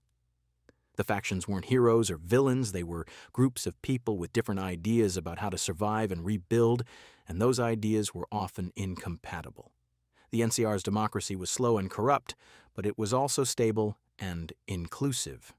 The Legion's autocracy was brutal and oppressive, but it was also effective at maintaining order. The Brotherhood's technocracy was elitist and paranoid, but it was also dedicated to preventing another apocalypse. The Institute's meritocracy was cold and amoral, but it was also advancing science and technology in ways that no one else could. And the player, whether they were the Vault Dweller, the Chosen One, the Lone Wanderer, the Courier, or the Sole Survivor, had to navigate all of that. They had to make decisions that would affect not just their own life, but the lives of everyone around them. And the games made sure the player felt the weight of those decisions, showing the consequences in ways that were often uncomfortable. Take the Megaton bomb decision in Fallout 3. Early in the game, the Lone Wanderer could be approached by Mr. Burke, an agent working for Alistair Tenpenny. Burke offered a substantial payment if the Lone Wanderer would detonate the atomic bomb in the center of Megaton, destroying the town and everyone in it. Tenpenny wanted the town gone because it spoiled his view from Tenpenny Tower. That was it. No strategic reason, no greater good, just aesthetic preference, and the casual cruelty of someone with too much power and too little empathy. The player could refuse, could even kill Burke and warn the town, or they could accept, plant the detonator, and watch Megaton vanish in a mushroom cloud. If they chose to destroy the town, the game didn't stop them. It didn't lecture them or punish them mechanically. It just showed the explosion, beautiful and terrible, and then showed Tenpenny and Burke celebrating while the lone wanderer collected their blood money. The people of Megaton, the shopkeepers and settlers and children, were just gone, erased, and the wasteland moved on because that's what the wasteland did. It was one of the most infamous choices in gaming, not because it was particularly complex, but because it was so stark. The game gave the player the power to commit an atrocity for no reason other than profit, and then it let them live with that choice. Some players reloaded their save, horrified by what they had done. Others shrugged and moved on, treating it as just another quest. And that range of responses said something about how people engage with moral choices in games, about the distance between player and character, about the difference between consequence in fiction and consequence in reality. But Fallout wasn't just interested in big, dramatic choices. It was also interested in the small ones, the everyday decisions that shaped a person's character. The courier could encounter a beggar asking for water and choose to give it or refuse. They could see a wounded traveler on the road and choose to help or walk past. They could find a stash of supplies and choose to share it with a struggling settlement or keep it for themselves. These choices didn't trigger quests or unlock achievements. They were just moments, small tests of character that the game acknowledged but didn't reward or punish. And that was important because it suggested that morality wasn't about grand gestures or dramatic sacrifices. It was about the accumulation of small choices, the daily decision to be kind or cruel, generous or selfish, brave or cowardly. The wasteland didn't make those choices easy. Resources were scarce, danger was constant, and helping someone often meant putting yourself at risk. But the game suggested that those choices mattered anyway, that the kind of person you were was defined not by the big moments, but by the small ones. The karma system in Fallout 3 and New Vegas tried to quantify that, tracking the player's actions and labeling them as good, neutral, or evil. It was a blunt instrument, reducing complex moral choices to a simple sliding scale, but it served a purpose. It gave the player feedback, a way to see how their actions were being perceived by the world. High karma meant the wasteland saw you as a hero. Low karma meant you were seen as a villain. Neutral karma meant you were seen as unpredictable, someone who couldn't be easily categorized. But the karma system also had limitations. It couldn't account for context or motivation. Stealing medicine to save a dying child registered as an evil act. The same as stealing for profit. Killing a raider who was about to murder an innocent person gave good karma, but killing that same raider in self-defense after they attacked you first gave nothing. The system tried to impose objective morality on a world that was fundamentally subjective, and it didn't always work. Fallout 4 abandoned the karma system entirely, replacing it with a faction reputation system. Instead of the world judging you as good or evil, individual factions judged you based on how your actions affected them. The Brotherhood liked it when you killed synths and collected technology. The Railroad liked it when you freed synths and sabotaged the Institute. The Minutemen liked it when you helped settlements, and the Institute liked it when you advanced their goals, regardless of the moral implications. It was a more nuanced system, one that acknowledged that morality was relative and that different groups had different values, but it also meant that the player could be a hero to one faction and a villain to another, and there was no objective measure of whether they were doing the right thing. The sole survivor could genuinely believe they were helping humanity by siding with the Institute, even as they enslaved synths and terrorized the Commonwealth. Or they could believe they were saving the Commonwealth by destroying the Institute, even as they wiped out centuries of scientific knowledge. The game didn't tell the player which choice was correct. It just showed the consequences and let them decide. That ambiguity extended to the companions as well. Each companion had their own moral compass, their own values and beliefs, and they would approve or disapprove of the player's actions based on those values. Piper, a journalist in Diamond City, approved of actions that helped the common people and exposed corruption. She disapproved of selfishness and cruelty. Dance, a Brotherhood paladin, approved of actions that advanced the Brotherhood's goals and disapproved of anything that helped synths or the Institute. Strong, a super mutant companion, approved of violence and disapproved of acts of kindness, which he saw as weakness. The companion system created interesting dynamics because the player couldn't please everyone. Helping synths would make Dance angry, but make Deacon, a railroad agent, happy. Being generous would please Piper but annoy Strong. The player had to choose which companions they valued and which values they wanted to embody.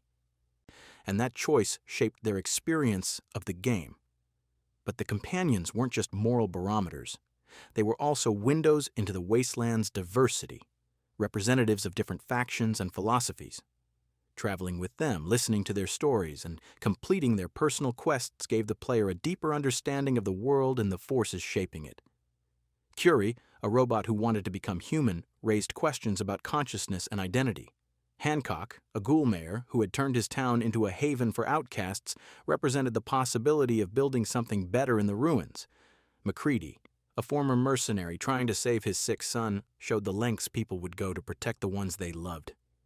Each companion had a moment, a quest or conversation where they revealed something fundamental about themselves and asked the player to help them with a personal problem.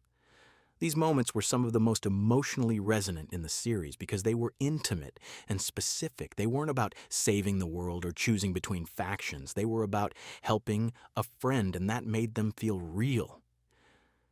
Nick Valentine's story was particularly compelling. He was a synth, a prototype detective who had been given the memories of a pre-war police officer. Nick didn't know if he was the man whose memories he carried or something else entirely. He had spent decades in the Commonwealth solving cases and helping people, but he was always aware that he was artificial, that his entire identity was based on someone else's life. His personal quest involved tracking down the man who had killed his, or rather the original Nick's, fiancée. It was a murder that had happened over 200 years ago, but to Nick, it felt recent because the memories were fresh. The quest forced Nick to confront the question of whether he was real, whether his feelings and experiences mattered if they were based on implanted memories. The sole survivor could help him find closure, could tell him that he was real, that the person he had become was valid regardless of how he had been created. Or they could dismiss him, could treat him as just a machine. Nick's story was about identity and what it meant to be a person, and it was one of the most thoughtful explorations of artificial intelligence in gaming. Codsworth, the sole survivor's pre-war robot butler, had a different but equally poignant story. He had waited outside Vault 111 for 200 years, maintaining the sole survivor's house and hoping they would return. When they finally emerged, Codsworth was overjoyed, but he was also damaged both physically and emotionally.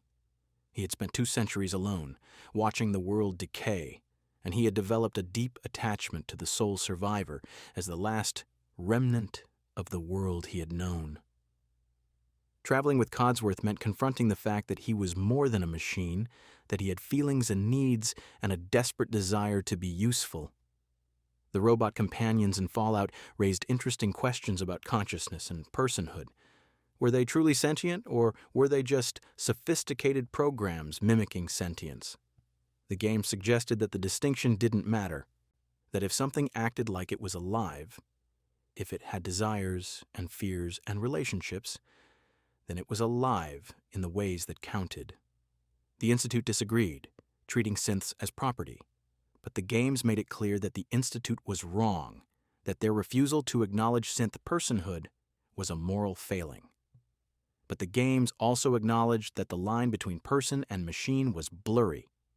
The Mechanist, a villain in Fallout 4's Automatron DLC, had created an army of robots to protect the Commonwealth, but the robots were malfunctioning, attacking innocent people instead of raiders and mutants.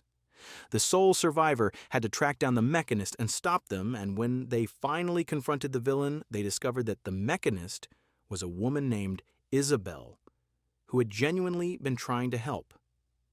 She had programmed the robots to protect people, but a flaw in the code had turned them into killers.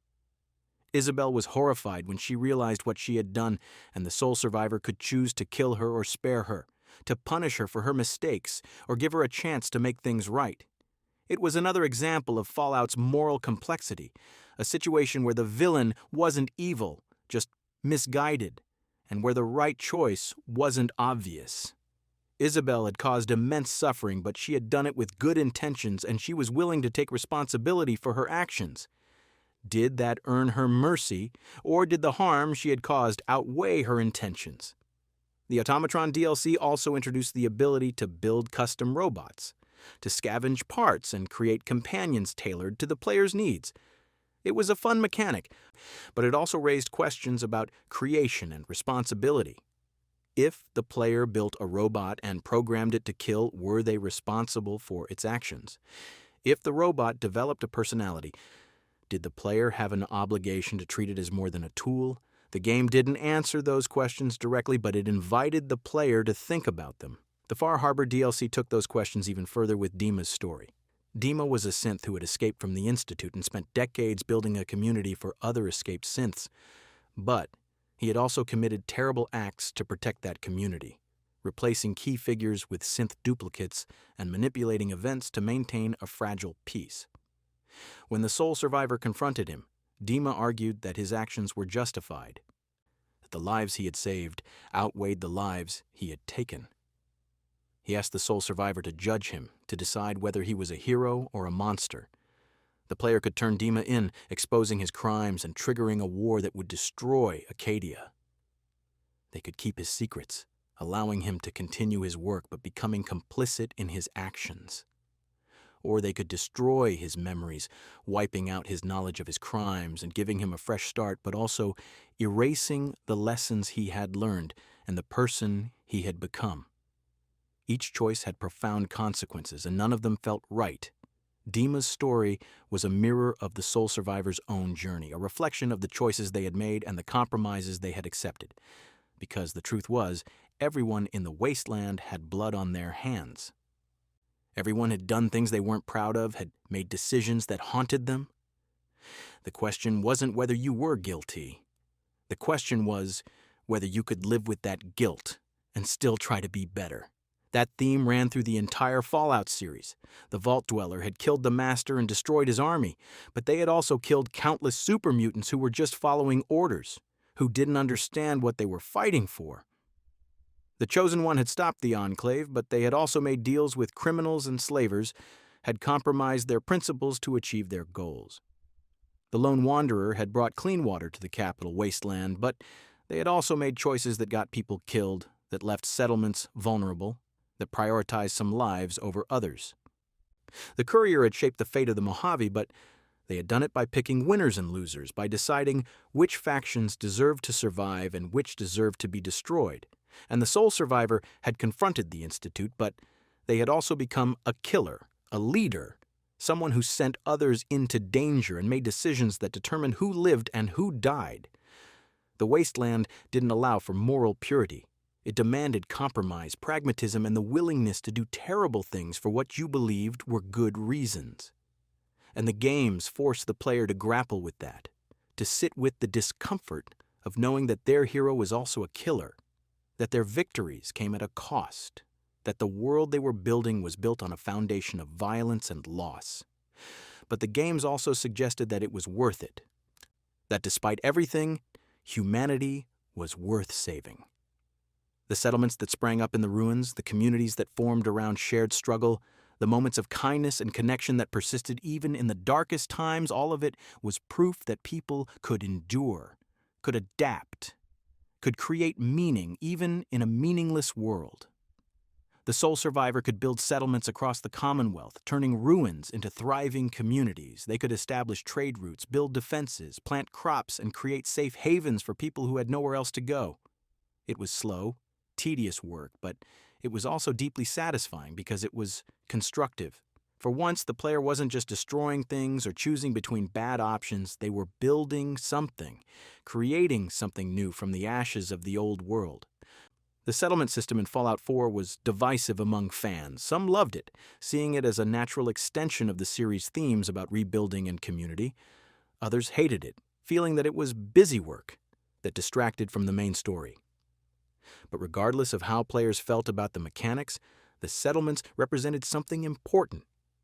They were proof that the wasteland could be more than a graveyard, that people could create homes and futures even in the most hostile environment. And the settlements weren't just player creations, they were living communities with their own needs and problems. Settlers would complain about lack of food or water, about raiders attacking, about feeling unsafe. They would form relationships, fall in love, have children. They would celebrate when things went well and mourn when things went badly. The settlements were alive, and that made them matter, but the settlements were also fragile. A single raider attack could wipe out a small community. A failed harvest could lead to starvation. A broken water purifier could force people to drink irradiated water and slowly die of radiation poisoning. The player had to constantly maintain and defend their settlements, had to balance resources and prioritize needs. It was a microcosm of the larger wasteland, a reminder that survival required constant vigilance and that nothing was ever truly safe. The Minutemen understood that better than anyone. Their entire philosophy was based on the idea that settlements needed to work together, that no community could survive alone. When one settlement was attacked, the others would send help. When one settlement had surplus food, they would share it with those who were struggling. It was a simple idea, almost naive in its optimism, but it worked. The Minutemen at their peak had created a network of mutual aid that spanned the Commonwealth, and they had done it without demanding tribute or imposing their will. But the Minutemen had also failed spectacularly, and the reason why was instructive. They had been betrayed from within, had trusted the wrong person, and that trust had gotten them killed. It was a reminder that good intentions weren't enough, that building something required not just idealism but also pragmatism, vigilance, and the willingness to make hard choices. The sole survivor, if they chose to rebuild the Minutemen, had to learn that lesson. They had to balance compassion with caution, had to help people while also protecting themselves. They had to decide which settlements were worth defending and which were too far gone to save. They had to make alliances, negotiate with other factions, and sometimes compromise their principles to achieve their goals. It was messy and complicated, but it was also real. It was what leadership looked like in the wasteland. And leadership mattered because the wasteland was full of people looking for someone to follow, someone to believe in. The NCR had President Kimball, a charismatic leader who promised expansion and prosperity, but delivered corruption and overextension. Caesar's Legion had Caesar himself, a brilliant tactician and philosopher whose vision was built on slavery and brutality. The Brotherhood had Elder Maxon, a young zealot who believed that strength and purity were the only virtues that mattered. The Institute had Father, a dying man who believed that humanity's only hope was to retreat underground and start over. Each of these leaders had followers who believed in them, who were willing to die for their vision. And each of them was flawed, limited by their own biases and blind spots. The games suggested that there were no perfect leaders, no ideal solutions, only people doing their best in impossible circumstances. But the games also suggested that leadership could be better, that it was possible to learn from the mistakes of the past and build something new. The courier, if they chose the independent route, could become a different kind of leader, one who didn't demand loyalty or impose their will, but instead created space for people to govern themselves. The sole survivor, if they rebuilt the Minutemen, one could create a different kind of organization, one based on mutual aid rather than hierarchy. It wasn't easy, and it wasn't guaranteed to succeed, but it was possible. The possibility of something better was what kept people going in the wasteland. It was what motivated the followers of the apocalypse to keep teaching, the railroad to keep freeing synths, the Minutemen to keep defending settlements. It was what drove individuals to help strangers, to share resources, to take risks for people they barely knew. The wasteland was brutal and unforgiving, But it was also full of people who refused to give up, who insisted that things could be better even when all the evidence suggested otherwise.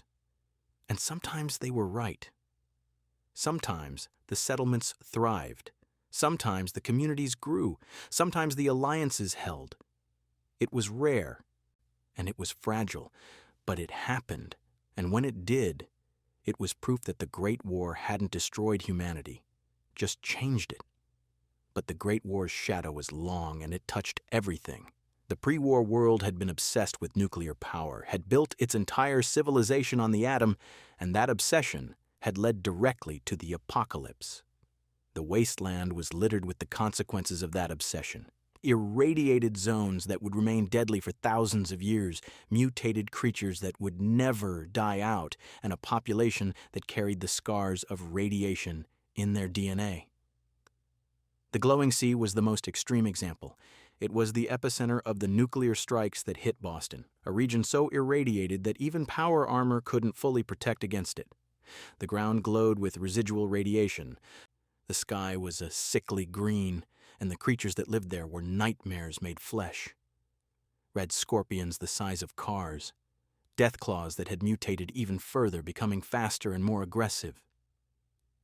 And in the center of it all, the children of Adam, standing in the radiation without protection and praising their God. The glowing sea was a warning, a reminder of what happened when humanity played with forces it didn't fully understand. But it was also a testament to life's resilience. Even in the most hostile environment imaginable, life found a way. The creatures adapted, the children of Adam survived. And deep in the ruins of the Sentinel site, Virgil had managed to live for years, sustained by his super mutant physiology and his determination to find a cure. Virgil's story was one of the most tragic in Fallout 4. He had been a scientist at the Institute, one of the people responsible for creating the Commonwealth super mutants. He had believed he was doing important work, advancing science and helping humanity. But when he realized that the Institute was just dumping failed experiments on the surface, that they were creating monsters and then abandoning them, he couldn't live with it. He stole a sample of FEV, experimented on himself, and fled to the glowing sea, hoping to survive long enough to develop a cure for the FEV mutation. When the sole survivor found him, Virgil was desperate. He had been living in isolation for years, slowly losing his mind, and he was running out of time. He asked the sole survivor to help him to retrieve a serum from the Institute that could reverse his transformation. The sole survivor could agree, could infiltrate the Institute and steal the serum, giving Virgil a chance to become human again. Or they could refuse, could leave him to his fate, or even kill him. If the sole survivor helped Virgil and gave him the serum, he would transform back into a human over the course of several weeks. But the transformation was agonizing, and it left him weak and vulnerable. When the sole survivor returned to check on him, they would find him barely alive, struggling to survive in the glowing sea without his super mutant strength. Virgil would thank them, would express relief at being human again, but he would also acknowledge that he might not survive much longer. It was a bittersweet ending. A reminder that redemption didn't erase consequences and that some mistakes couldn't be fully undone. Virgil's story raised questions about responsibility and atonement. He had created monsters, had caused immense suffering, but he had also tried to make it right. Did that effort matter? Did his suffering earn him forgiveness? The game didn't answer, but it invited the player to think about it. The Institute itself was full of people like Virgil, scientists who believed they were helping humanity, but who had lost sight of the moral implications of their work. They had created synths and then enslaved them. They had experimented on wastelanders without consent. They had released super mutants on the surface and then ignored the consequences. And they had done all of it in the name of progress, convinced that their work was too important to be constrained by ethics. Father, the Institute's leader and the sole survivor's son, embodied that mindset. He was brilliant, dedicated, and utterly convinced that the Institute was humanity's only hope. He saw the surface as a failed experiment, a world that was too damaged to be saved. The Institute's mission, in his view, was to preserve knowledge and technology until the surface finally died out, and then to emerge and rebuild civilization from scratch.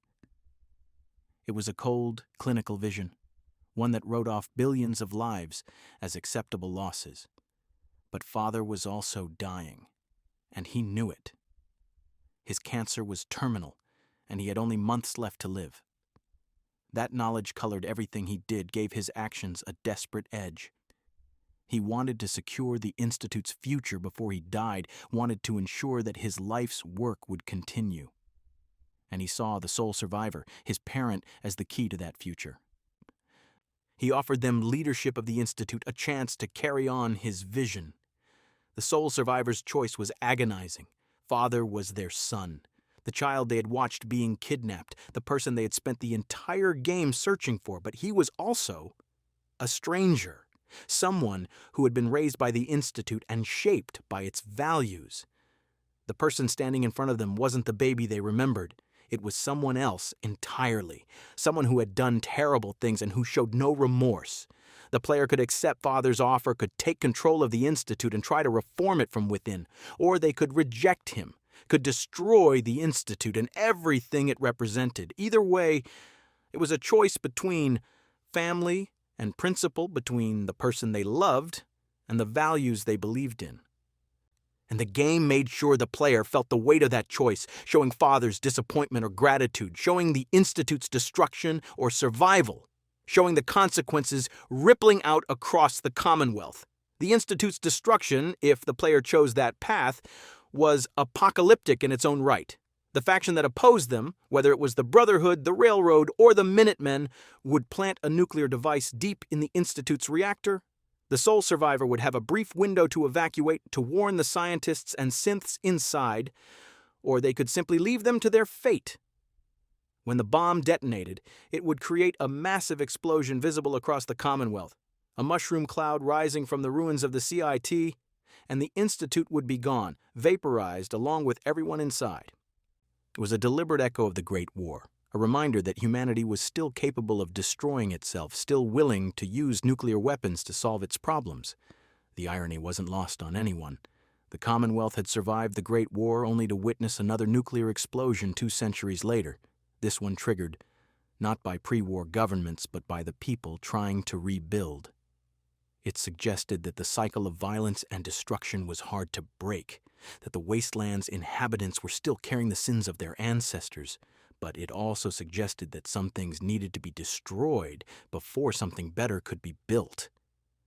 The Institute represented the old world's worst impulses, the belief that some lives mattered more than others, that progress justified any cost, that the ends always justified the means. Destroying it was a rejection of those values, a statement that the Commonwealth deserved better, that the people on the surface were worth saving, and that synths were people who deserved freedom. The Railroad saw it that way. To them, the Institute's destruction was a liberation, the end of a system built on slavery and oppression. They mourned the loss of knowledge and technology, but they believed it was a price worth paying. The synths who escaped, who were given new identities and new lives, were proof that the sacrifice had meaning. The Brotherhood saw it differently. To them, the Institute's destruction was a necessary purge, the elimination of a threat that had endangered humanity's future. They salvaged what technology they could before the explosion, but they were more interested in ensuring that the Institute's dangerous experiments ended. Elder Maxson gave a speech after the Institute fell, praising the Brotherhood soldiers and declaring that humanity was safer with the Institute gone. It was triumphant, militaristic, and deeply unsettling, because it suggested that the Brotherhood saw themselves as the arbiters of what humanity needed, and that they were willing to use force to impose their vision. The Minutemen, if they were the ones to destroy the Institute, did it reluctantly. They didn't want to use a nuclear weapon, didn't want to kill the scientists and synths inside, but they saw no other option. The Institute had proven that it wouldn't stop, that it would continue to terrorize the Commonwealth as long as it existed. So, the Minutemen made the hard choice, the choice that would haunt them, but that they believed was necessary to protect the people they served. Each faction's response to the Institute's destruction revealed something fundamental about their values and their vision for the future. And the sole survivor, standing in the ruins and watching the mushroom cloud dissipate, had to live with the knowledge that they had made it happen, that they had chosen to end thousands of lives in the name of a greater good. Or they could have chosen differently. They could have sided with the Institute, could have taken Father's place and tried to steer the organization in a new direction. That path was harder in some ways because it required the sole survivor to compromise, to accept that the Institute had done terrible things, but that it also had the potential to do good. They could free the synths, could end the experiments on wastelanders, could open the Institute's doors and share its technology with the surface. Or they could maintain the status quo, could continue Father's work and justify it as necessary for humanity's survival.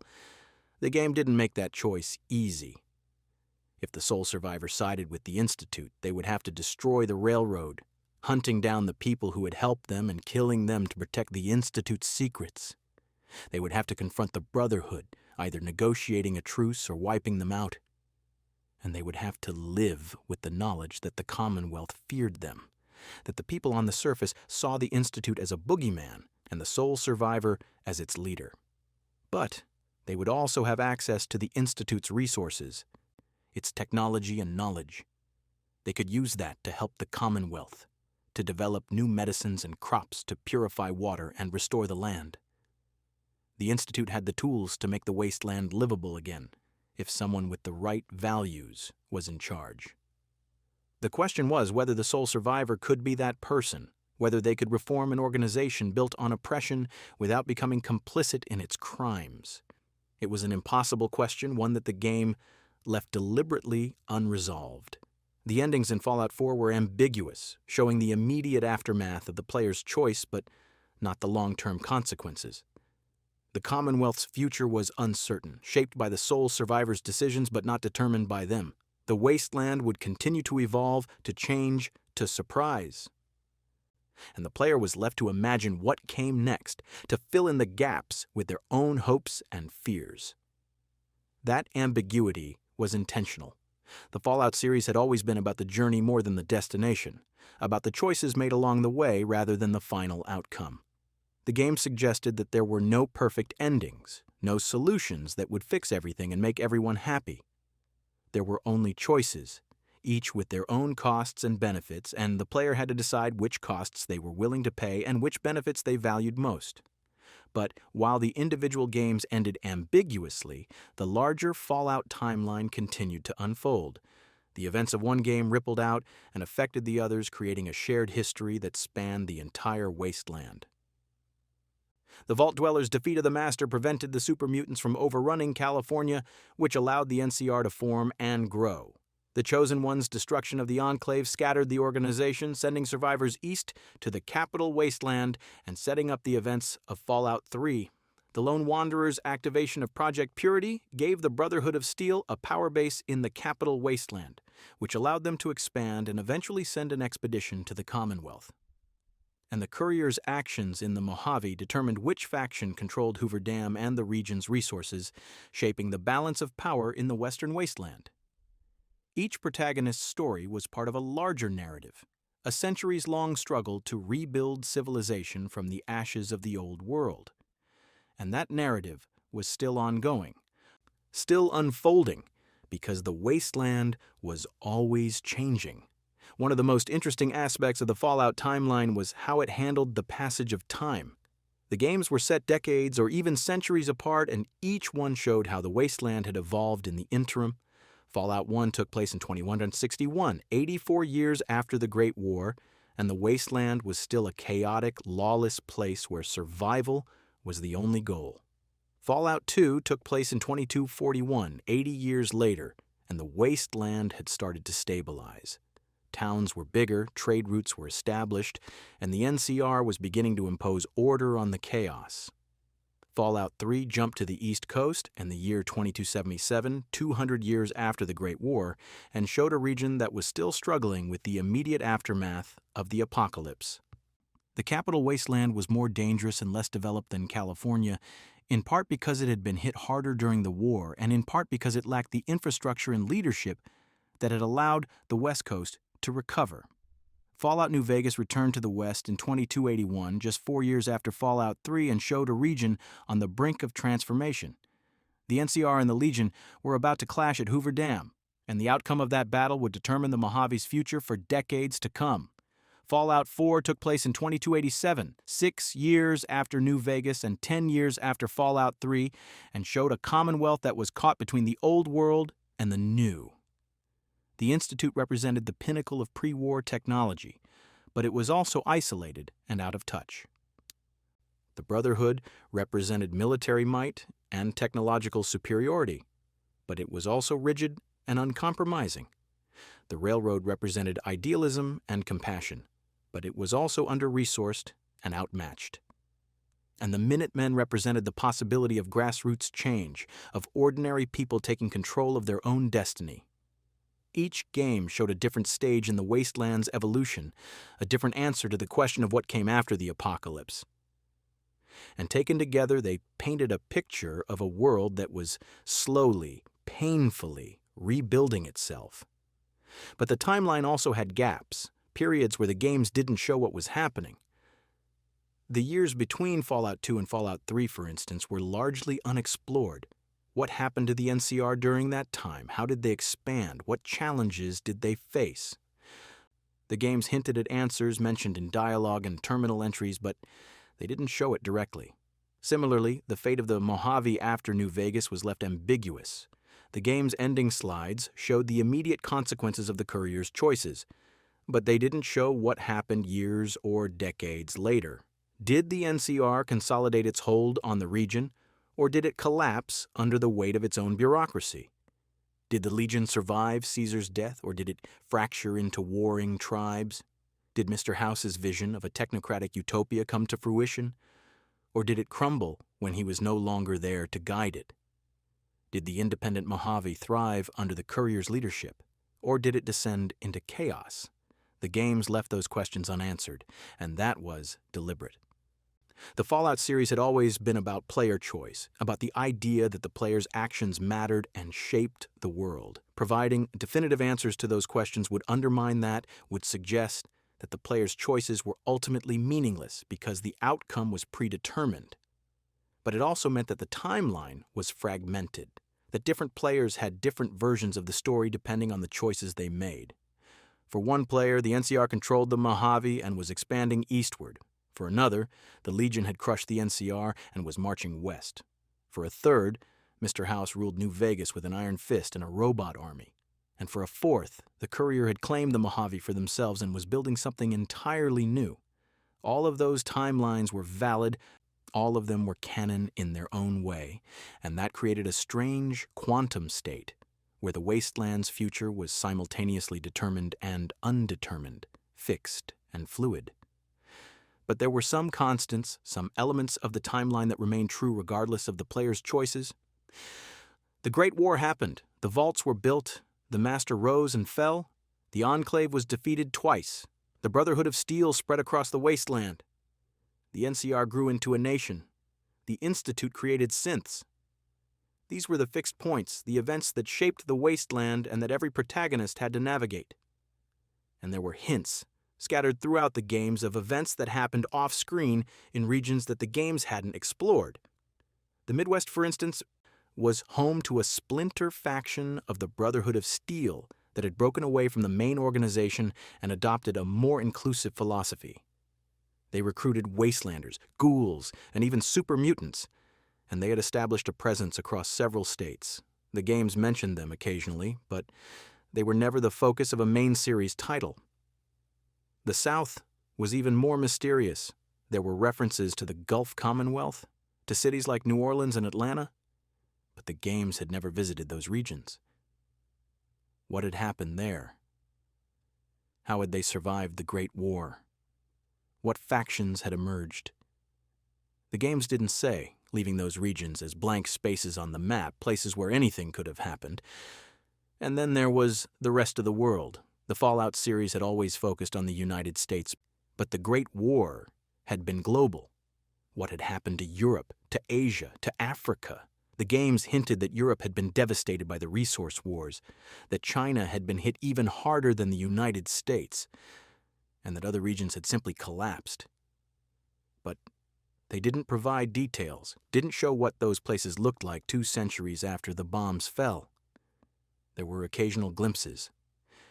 Tenpenny, the businessman who ran Tenpenny Tower, claimed to have come from England, suggesting that transatlantic travel was still possible and that there were survivors on the other side of the ocean. Dukov, a character in Fallout 3, spoke with a Russian accent hinting at his origins. And there were pre-war terminals that mentioned international conflicts and alliances, suggesting that the rest of the world had been just as fractured and desperate as the United States. But those were just hints, tantalizing suggestions of a larger world that the games had never fully explored. And that was part of the Fallout series' appeal. It created a sense of mystery, a feeling that there was always more to discover, more stories to tell, more corners of the wasteland to explore. The mystery extended to the vaults themselves, because even after decades of games and hundreds of hours of exploration, players still didn't know the full extent of Vault-Tec's experiments. The games had shown dozens of vaults, each with its own twisted premise, but Vault-Tec had built over 100 of them, what happened in the vaults that the games hadn't visited, what experiments were conducted there, and more importantly, who had authorized those experiments and why? The answer to that last question was revealed in pieces across the series. Vault-Tec hadn't been acting alone. They had been working with the Enclave, with pre-war government officials who knew the Great War was coming and who wanted to prepare for it. But their preparation wasn't about saving people. It was about data. The Enclave planned to leave Earth eventually to colonize other worlds, and they needed to know how humans would react to the extreme conditions of space travel. The vaults were test chambers, ways to study human behavior under stress, isolation, and deprivation. It was a chilling revelation, one that recontextualized everything the player had learned about the vaults. The people who had been sealed inside, who had trusted Vault-Tec to protect them, had been guinea pigs. Their suffering had been deliberate, calculated, and utterly pointless because the Enclave's colonization plans had never materialized. The data had been collected, the experiments had been conducted, and then the Enclave had retreated to their oil rig and their bunkers, leaving the Vault Dwellers to their fate. Some vaults had rebelled. Vault 13, the Vault Dwellers' home, had been designed to stay sealed for 200 years, but the broken water chip had forced them to open early. That accident had saved them because it meant they weren't trapped inside when the Enclave came looking for test subjects. Vault 8 had opened on schedule and founded Vault City, a technocratic settlement that used its advanced technology to dominate the surrounding region. Vault 21 in New Vegas had been a social experiment where every decision was made by gambling, and it had somehow worked, producing a stable, if eccentric, community. But most vaults had failed, their populations dead or transformed into something unrecognizable. Vault 11 had torn itself apart, the residents killing each other in a desperate attempt to avoid being sacrificed, only to discover at the end that the sacrifice had never been necessary, that the Vault's AI had been bluffing. Vault 22 had been overrun by mutated plants, the result of an agricultural experiment gone wrong, and the spores from those plants had infected the residents, turning them into shambling plant-human hybrids.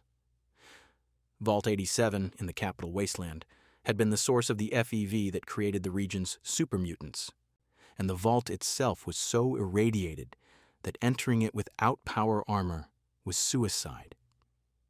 Each vault told a story, a small tragedy that reflected the larger tragedy of the Great War, and each one raised questions about responsibility, about who was to blame for the suffering and whether anyone could be held accountable. Vault-Tec's executives were long dead, killed in the war or by the passage of time. The Enclave had been defeated, scattered, and largely destroyed. The people who had designed the experiments, who had signed off on them and implemented them, were gone. All that remained were the victims and the ruins. But the vaults also represented hope, in a strange way. They were proof that humanity could survive almost anything, that even in the most extreme conditions, people found ways to endure.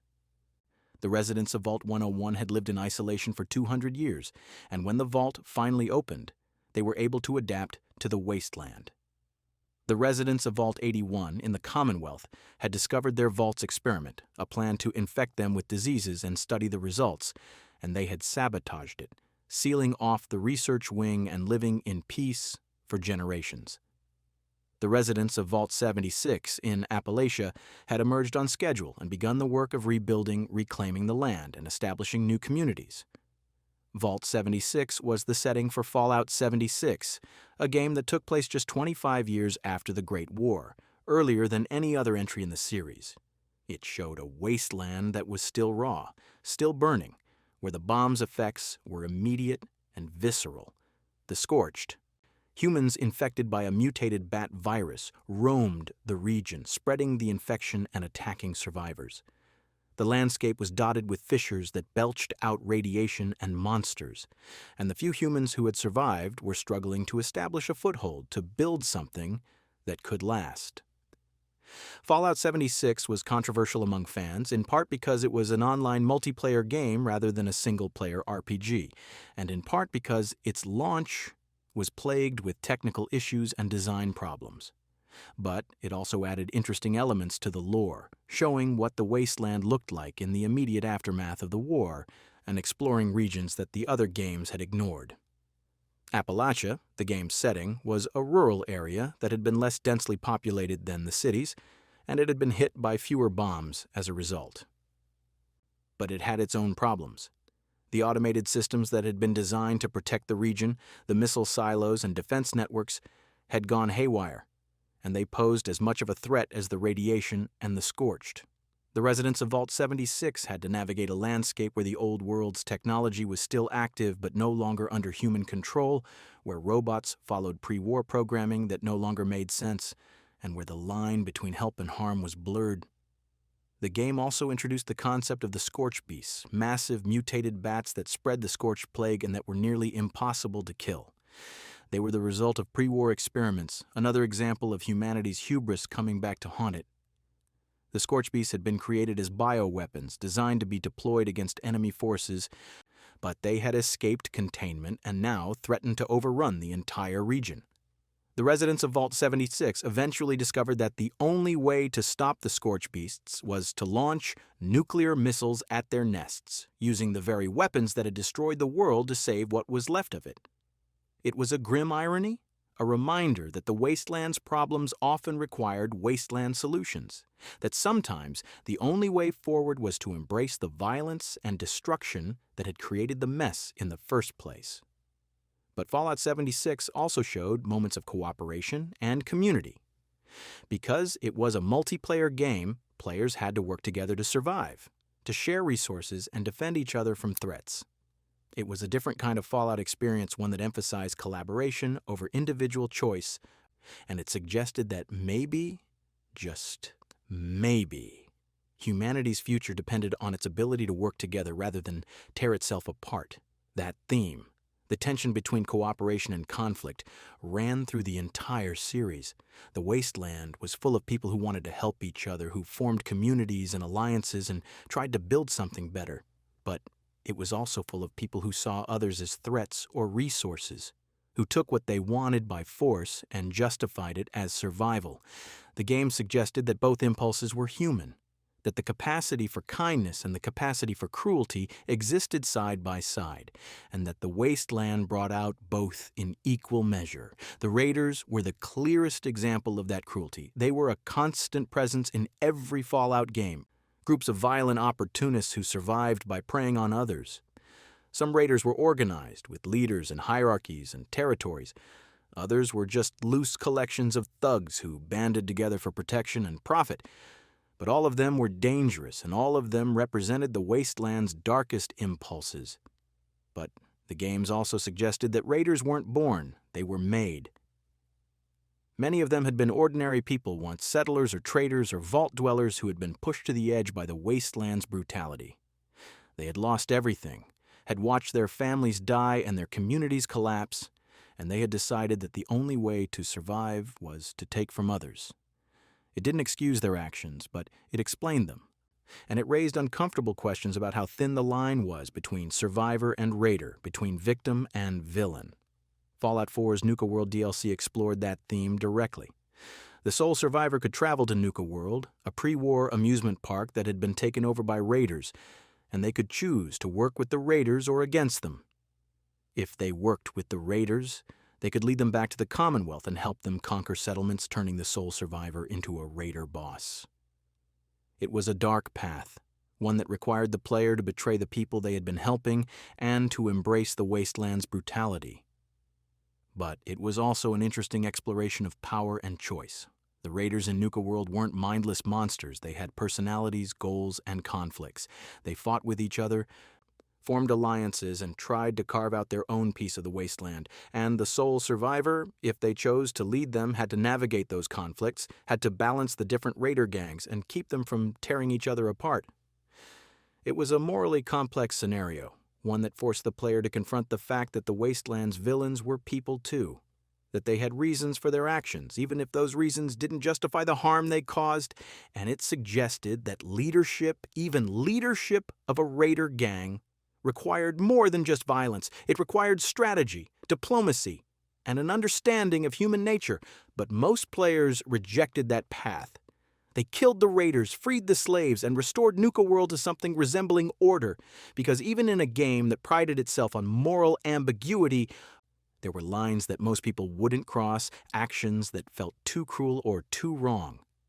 And that was important, because it suggested that even in the wasteland, even in a world without laws or consequences, people still had moral boundaries, still had a sense of right and wrong that guided their choices.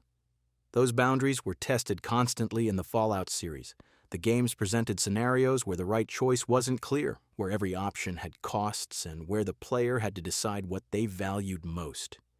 Did they value freedom over security? Compassion over pragmatism?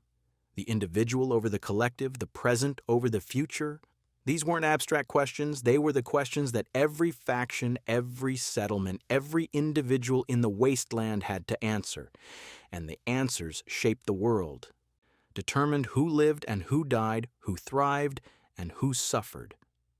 The NCR valued democracy and the rule of law, but that meant accepting corruption and inefficiency. The Legion valued order and strength, but that meant accepting slavery and brutality. The Brotherhood valued preservation and control, but that meant accepting elitism and paranoia. The Institute valued progress and knowledge, but that meant accepting exploitation and dehumanization. The Railroad valued freedom and compassion, but that meant accepting chaos and vulnerability. The Minutemen valued community and mutual aid, but that meant accepting fragility and dependence on individual leadership. Every faction had strengths and weaknesses, virtues and vices.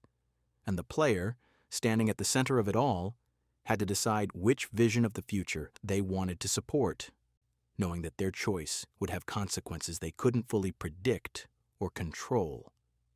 But the games also suggested that the player didn't have to choose a faction, that they could forge their own path.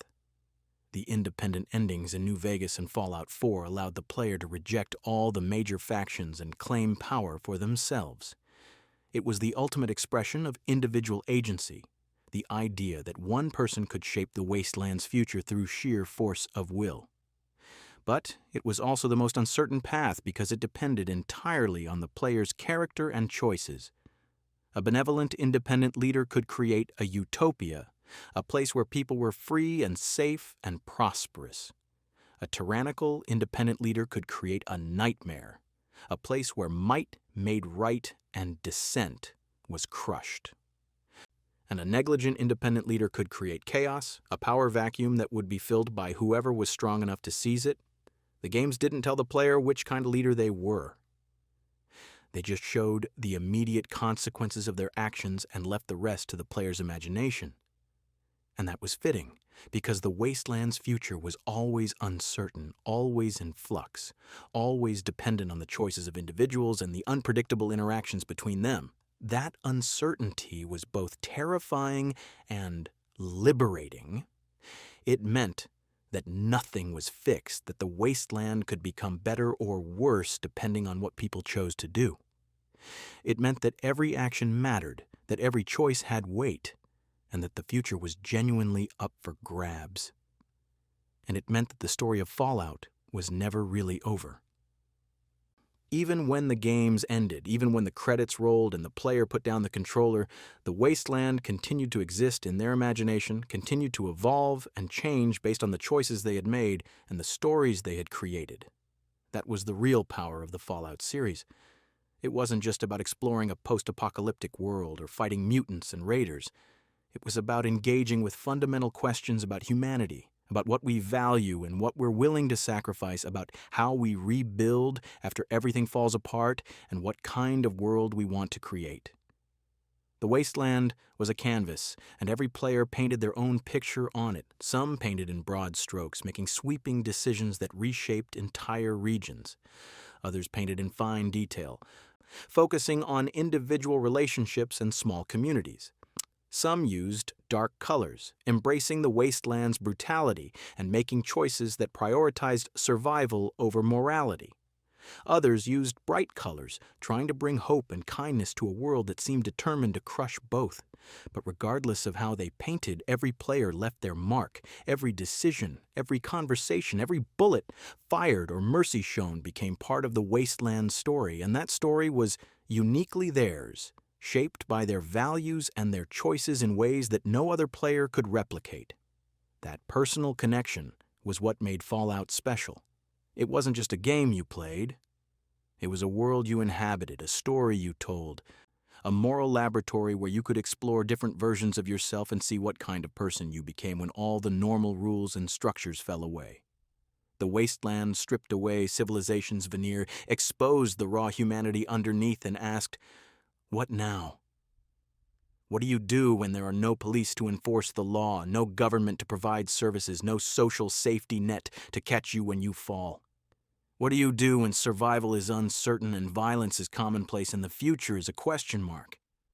Some people became monsters. They took what they wanted, hurt whoever got in their way, and justified it as necessary. The wasteland had made them hard, had taught them that compassion was weakness and that the only person you could trust was yourself. Some people became heroes.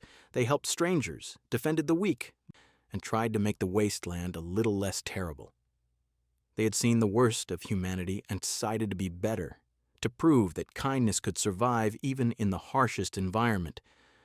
And most people fell somewhere in between. They did what they had to do to survive, made compromises they weren't proud of, and tried to hold on to their humanity even as the wasteland chipped away at it. They were neither saints nor sinners, just people trying to navigate an impossible situation with imperfect information and limited resources. The Fallout series honored all of those responses. It didn't judge the player for being ruthless or reward them for being kind. It just showed the consequences and let the player decide whether they could live with them.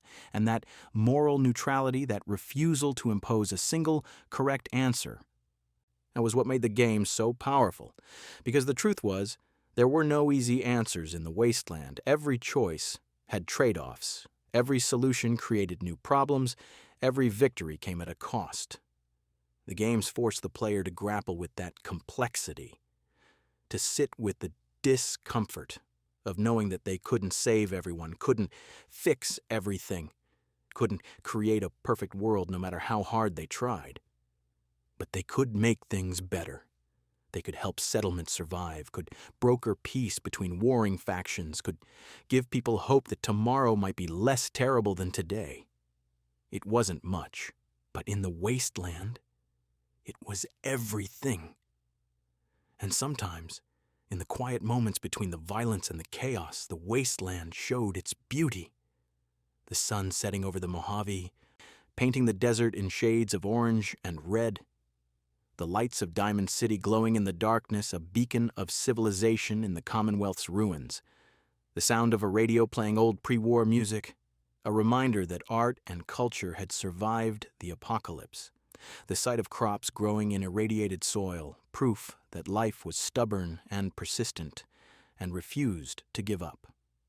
These moments were rare, but they were important. They reminded the player that the wasteland wasn't just a place of death and destruction. It was also a place of life, of resilience, of the human capacity to adapt and endure and create meaning even in meaningless circumstances. The music was particularly important. Every Fallout game featured radio stations that played pre-war songs, cheerful big band numbers, and crooning love ballads that created a surreal contrast with the wasteland's brutality. The juxtaposition was deliberate, a reminder of what had been lost, and a suggestion that maybe, someday, humanity could reclaim some of that joy and optimism. The most iconic radio host was Three Dog, the DJ of Galaxy News Radio in Fallout 3. He broadcast from the ruins of Washington, D.C., playing music and sharing news about the Lone Wanderer's exploits. Three Dog was charismatic, idealistic, and deeply committed to the idea that the wasteland could be better. He called the Lone Wanderer out when they did something cruel and praised them when they did something heroic. He was the wasteland's conscience, a voice reminding people that their actions mattered and that they had a responsibility to each other. Mr. New Vegas, the radio host in Fallout New Vegas, was different. He was smooth, professional, and mysteriously well-informed. His identity was never revealed, and there were hints that he might not even be human, that he might be an AI programmed by Mr. House to maintain morale and spread information. But regardless of what he was, Mr. New Vegas served the same function as Three Dog. He was a constant presence, a familiar voice that made the wasteland feel a little less lonely. Travis Miles, the DJ of Diamond City Radio in Fallout 4, started out as a nervous, stammering mess, barely able to get through a broadcast without panicking. But if the sole survivor helped him with a personal quest, Travis gained confidence and became a more engaging host. It was a small story, but it was also a perfect example of how the wasteland changed people. How even someone as timid as Travis could find strength when they had support.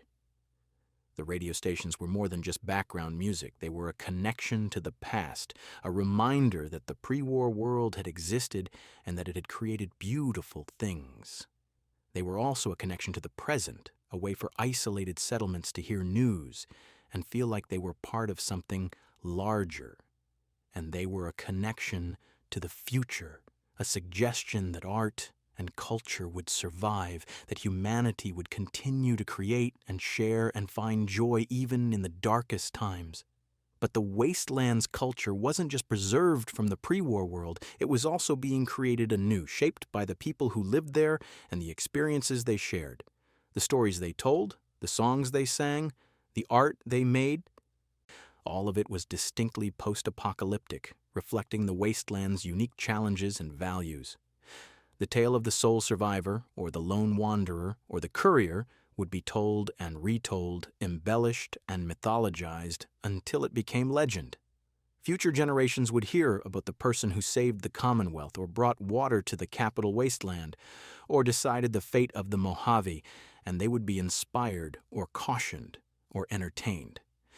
The protagonist's story would become part of the wasteland's cultural fabric, a shared narrative that helped people make sense of their world. And that was the ultimate legacy of the Fallout series. It wasn't just about the individual games or the specific stories they told. It was about the larger narrative they created, the mythology of the wasteland and the people who inhabited it. It was about the idea that even after the world ended, even after everything fell apart, humanity would persist. People would continue to struggle and suffer and hope. They would continue to make choices, good and bad, and live with the consequences. They would continue to build and destroy and rebuild, forever caught in the cycle of creation and collapse. The Great War had been humanity's greatest failure, the moment when all of its worst impulses, its greed and fear and tribalism, had culminated in mutual annihilation. But the wasteland was also humanity's greatest test, the ultimate challenge to see if people could learn from their mistakes, could be better than their ancestors, could create something worth preserving. The answer, according to Fallout, was complicated. Humanity could be better. It could build communities, establish justice, create beauty, and show compassion. But it could also repeat the same mistakes, fall into the same patterns of violence and exploitation, and destroy what it had built. The wasteland was full of both possibilities, and which one prevailed depended on the choices of individuals and the collective will of communities. The series suggested that progress wasn't inevitable, that the arc of history didn't naturally bend toward justice or peace or prosperity, The wasteland could become better or worse, could evolve into a new civilization or collapse back into chaos. And that outcome was genuinely uncertain, genuinely dependent on what people chose to do. That uncertainty was uncomfortable, but it was also empowering. It meant that individuals mattered, that their choices had weight, that they could shape the future in meaningful ways. The Vault Dweller, the Chosen One, the Lone Wanderer, the Courier, the Sole Survivor, they weren't just witnesses to history. They were active participants, people whose decisions determined the course of events and the fate of entire regions. And by extension, the player mattered too. Their choices, their values, their vision of what the wasteland should become, all of it was reflected in the game world and the stories they created. Fallout wasn't just telling them a story, it was inviting them to tell their own story, to explore their own values, to grapple with their own moral questions. That invitation was what made Fallout more than just a game. It was an experience, a journey, a conversation between the player and the wasteland about what it meant to be human and what kind of world was worth fighting for. The wasteland was harsh and unforgiving, but it was also full of possibility. It was a place where the old rules no longer applied, where people could reinvent themselves and their societies, where the future was genuinely open. It was a place of horror and hope, of despair and determination, of endings and beginnings. And it was a place that would continue to exist as long as people were willing to explore it, to engage with its questions, to tell their own stories within its ruins. The Fallout series had created a world that was bigger than any individual game, a mythology that resonated because it touched on fundamental human concerns about survival, morality, community, and the future. The bombs had fallen, the world had ended, but humanity had survived, and it was still writing its story, one choice at a time, one settlement at a time, one act of kindness or cruelty at a time. The wasteland was the stage, and every person who lived there was both actor and author, shaping the narrative through their actions and their choices. And that story, the story of humanity after the apocalypse, was still unfolding. It would continue to unfold as long as there were people willing to ask the hard questions, to make the difficult choices, to imagine what came next. The wasteland's future was uncertain, but it was also full of potential, full of the possibility that maybe, just maybe, humanity could learn from its mistakes and build something better from the ashes. That was the hope that sustained the wasteland's inhabitants. That was the hope that drove the protagonists forward, that motivated them to keep fighting even when the odds seemed impossible. And that was the hope that the Fallout series offered to its players. That even in the darkest times, even when everything seemed lost, there was still a chance for something better, still a reason to keep going, still a future worth fighting for. The wasteland was a graveyard, but it was also a garden. Death and life existed side by side, intertwined and inseparable. The old world was gone, but a new world was being born, shaped by the choices of those who had survived and the values they chose to embrace. And in the end, that was what Fallout was really about. Not the apocalypse itself, but what came after. Not the destruction, but the rebuilding. Not the end of the world, but the beginning of whatever came next. War never changes, but people do. And in the wasteland, that made all the difference. The wasteland had taught its inhabitants many lessons, but perhaps the most important was this: survival wasn't enough. Simply existing, simply making it through another day wasn't a victory if you lost yourself in the process. The wasteland was full of people who had survived, but who had sacrificed everything that made them human to do it. They had become hollow, empty, going through the motions of life without purpose or meaning. The true challenge wasn't just to survive. It was to survive with your humanity intact, to hold on to your values and your compassion even when the world seemed designed to strip them away. It was to look at the wasteland's brutality and refuse to become brutal yourself, Abal, to see the suffering around you and choose to alleviate it rather than add to it. That was harder than it sounded. The wasteland punished kindness, exploited generosity, and mocked idealism. Every time you helped someone, you risked being betrayed. Every time you showed mercy, you risked being attacked. Every time you trusted someone, you risked being disappointed. The rational response was to close yourself off, to trust no one, to take what you needed and ignore everyone else's suffering. But the game suggested that rationality wasn't everything, that there were things worth valuing beyond mere survival. The settlements that thrived weren't the ones where everyone looked out only for themselves. They were the ones where people worked together, where they shared resources and defended each other and built something larger than any individual. The communities that lasted weren't built on fear and force. They were built on trust and cooperation and the belief that people were stronger together than apart. The Minutemen understood that. Their entire philosophy was based on mutual aid, on the idea that settlements should help each other, because that's what communities did. When one settlement was attacked, the others would come to its defense. When one settlement had surplus food, they would share it with those who were struggling. It wasn't transactional. It wasn't about keeping score or expecting repayment. It was about recognizing that everyone's survival was interconnected, that a threat to one settlement was a threat to all of them. That philosophy had failed once, when the Minutemen had been betrayed and nearly destroyed, but the sole survivor could rebuild them, could prove that the philosophy itself wasn't flawed, just the execution. With better leadership, with more vigilance, with a commitment to the values that had founded the organization, the Minutemen could become what they were always meant to be: a genuine force for good in the Commonwealth, a network of communities working together to create something better.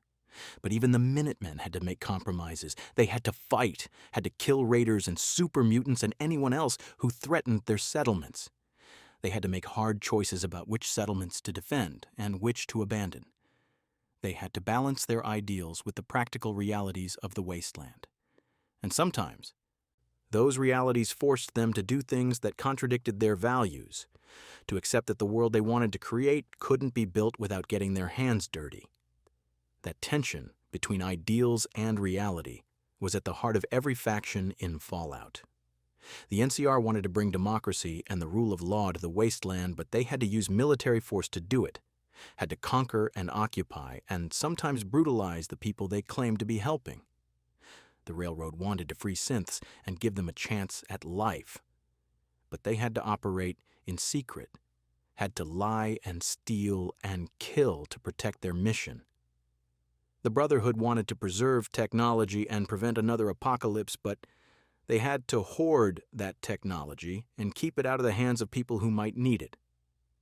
Every faction believed they were doing the right thing, and every faction had to compromise their principles to achieve their goals. The wasteland didn't allow for moral purity. It demanded pragmatism, flexibility, and the willingness to accept that sometimes the ends did justify the means, or at least that the means were the only option available. But the games also suggested that there were limits, that some compromises were too great, that some actions couldn't be justified no matter how noble the goal.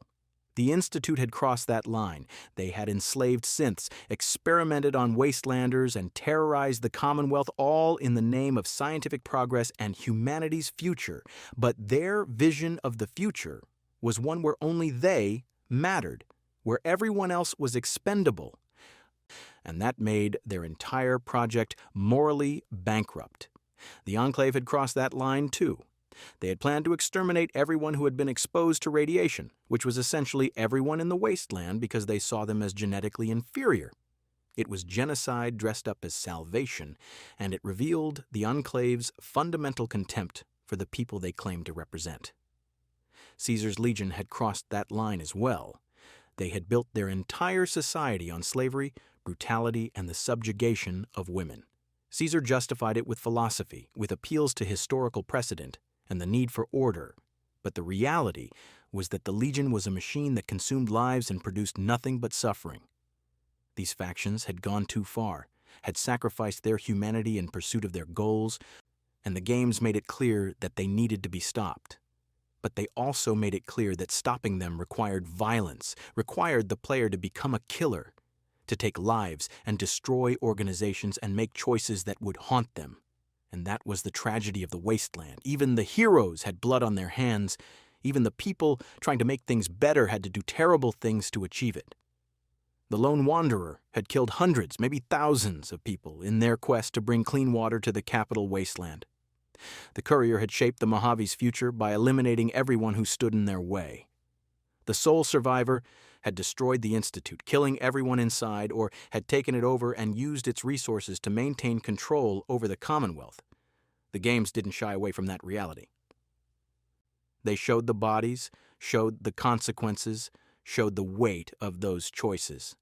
They forced the player to confront the fact that their character was a killer, that they had ended lives and destroyed communities and left a trail of destruction in their wake.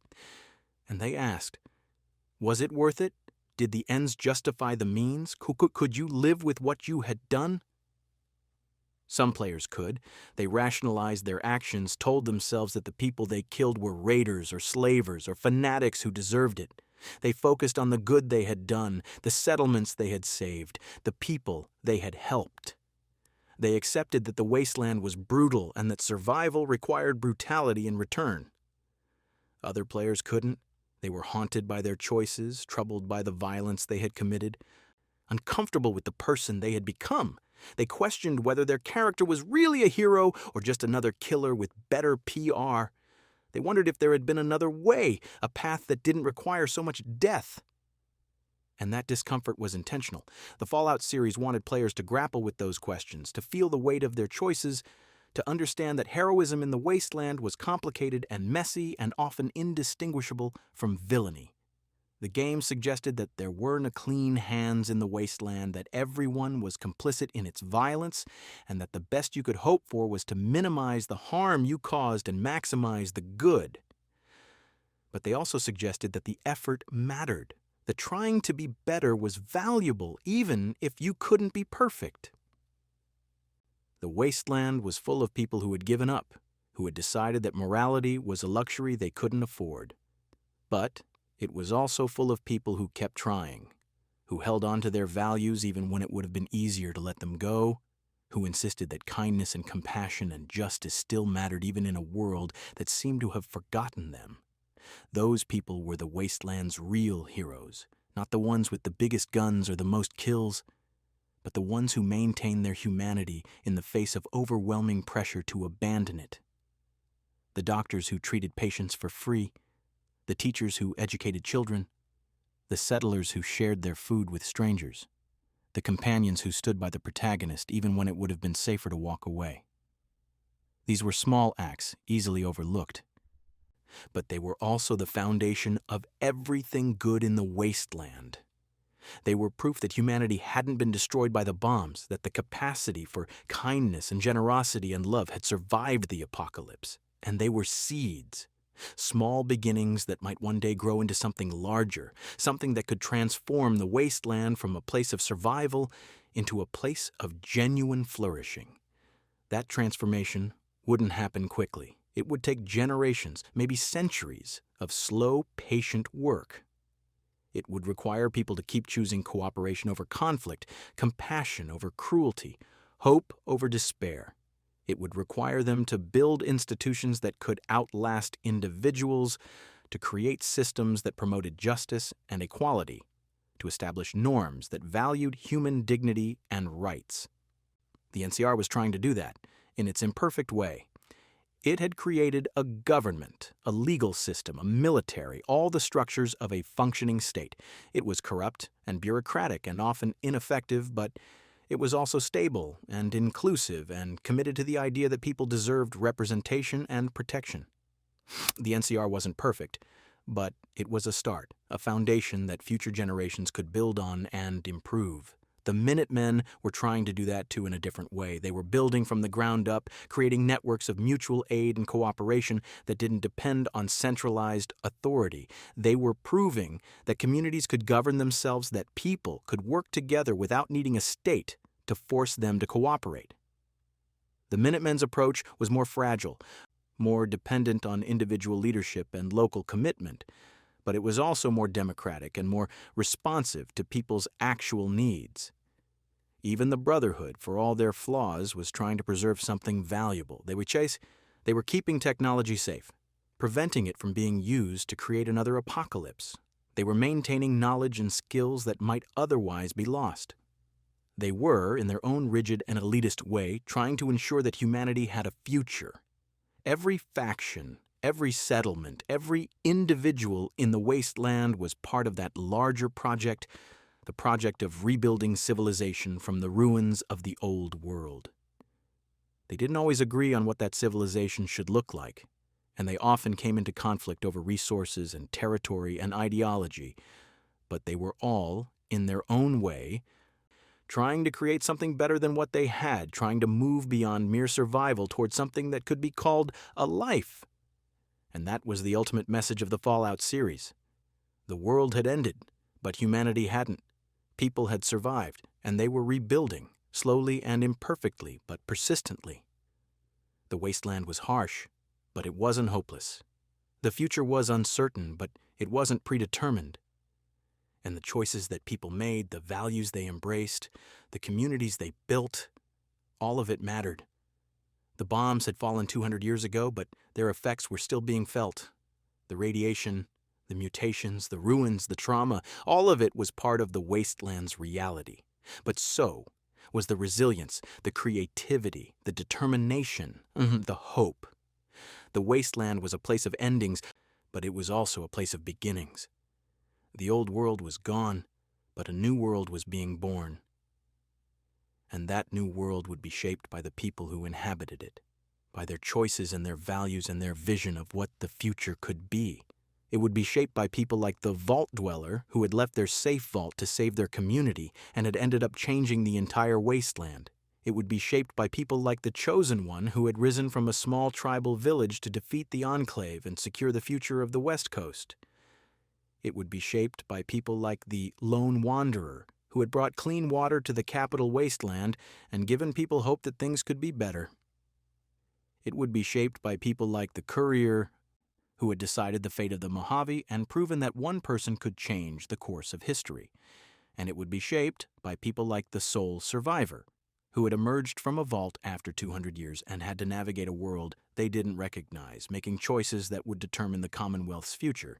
But it would also be shaped by the countless unnamed people who lived in the wasteland, who made small choices every day about how to treat each other, how to share resources, how to resolve conflicts, the settlers and traders and farmers and doctors and teachers and all the ordinary people who were doing the unglamorous work of keeping their communities alive and functional. They were the real heroes of the wasteland, the ones who would determine whether humanity's future was bright or dark. The Fallout series had always been about those people, about the ordinary individuals trying to survive and thrive in extraordinary circumstances. The protagonists were important, but they were also just one part of a larger story, the story of humanity after the apocalypse. And that story was still being written, one choice at a time, one day at a time, one act of kindness or cruelty at a time. The wasteland was a mirror, reflecting back humanity's best and worst qualities. It showed what people were capable of when all the structures and systems that normally constrained them fell away. It showed the depths of cruelty and the heights of compassion, the capacity for destruction and the capacity for creation, the tendency toward tribalism and the possibility of cooperation. And it asked, what will you choose? What kind of person will you be? What kind of world will you create? Those questions didn't have easy answers. They required thought, reflection, and the willingness to grapple with moral complexity. But they were also the most important questions anyone could ask in the wasteland or anywhere else. Because the world we live in, the society we create, the future we build, all of it depends on the choices we make and the values we embrace. The Fallout series understood that. It understood that games could be more than just entertainment, that they could be spaces for moral exploration and philosophical inquiry. It understood that players wanted to be challenged, not just mechanically, but intellectually and emotionally. And it created a world that rewarded that engagement, that responded to player choices in meaningful ways, that treated players as active participants in the story rather than passive consumers. That was why Fallout endured, why it resonated with millions of players across decades and multiple games. It wasn't just because of the retrofuturistic aesthetic or the dark humor or the satisfying combat. It was because the series asked important questions and trusted players to find their own answers. It was because it created a world that felt alive and reactive, where choices mattered and consequences were real. It was because it told stories about humanity at its best and worst, and invited players to explore what those extremes meant. The Wasteland was a thought experiment made interactive, a way to explore moral philosophy through play, and every player who entered it, who made choices and lived with the consequences, who grappled with the dilemmas and tried to create something better, was participating in that exploration. War never changes. The phrase echoed through every Fallout game, a grim reminder that humanity's capacity for violence was constant, that the conflicts that had destroyed the old world were still present in the new one. But the phrase was also incomplete, because while war might not change, everything else did. People changed, societies changed, values changed, the wasteland itself changed, shaped by the actions of those who lived there. And that change, slow and uncertain as it was the source of hope. Because it meant that the future wasn't fixed, that humanity wasn't doomed to repeat the mistakes of the past, that the wasteland could become something better if people chose to make it so. The bombs had fallen. The world had ended, but the story continued, and as long as there were people willing to fight for something better, willing to hold on to their humanity in the face of overwhelming darkness, willing to believe that tomorrow could be different from today, that story would have hope woven through it. The wasteland was brutal, but it was also beautiful. It was a graveyard and a garden, an ending and a beginning, a warning and a promise. It was humanity's past and humanity's future all at once, and it was still being written. The writing of that future happened in moments both grand and small. It happened when a caravan guard decided to help a stranded traveler instead of walking past. It happened when a settlement opened its gates to refugees instead of turning them away. It happened when a scientist chose to share their knowledge instead of hoarding it. It happened when a soldier questioned their orders instead of blindly following them. These moments accumulated, layer upon layer, building something that couldn't be seen in any single instant, but that became visible over time. The wasteland of 2287 was different from the wasteland of 2161, not because of any single dramatic event, but because of thousands of small choices made by thousands of people over more than a century. Communities had formed, trade routes had been established, knowledge had been preserved and shared. Children had been born and raised, taught to read and write, given skills and values that they would carry forward. The wasteland was still dangerous, still harsh, still unforgiving, but it was also more than that. It was home to millions of people who had built lives there, who had found meaning and purpose and connection, despite the radiation and the mutants and the raiders.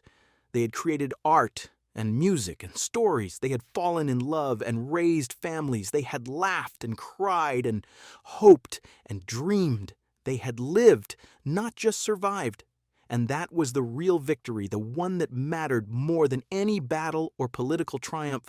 Humanity had endured, not just as a species, not just as scattered survivors clinging to existence, but as a culture, a civilization, a community of people who cared about each other and about the future.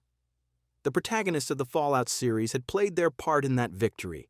They had made the big decisions, shaped the political landscape, determined which factions rose and which fell.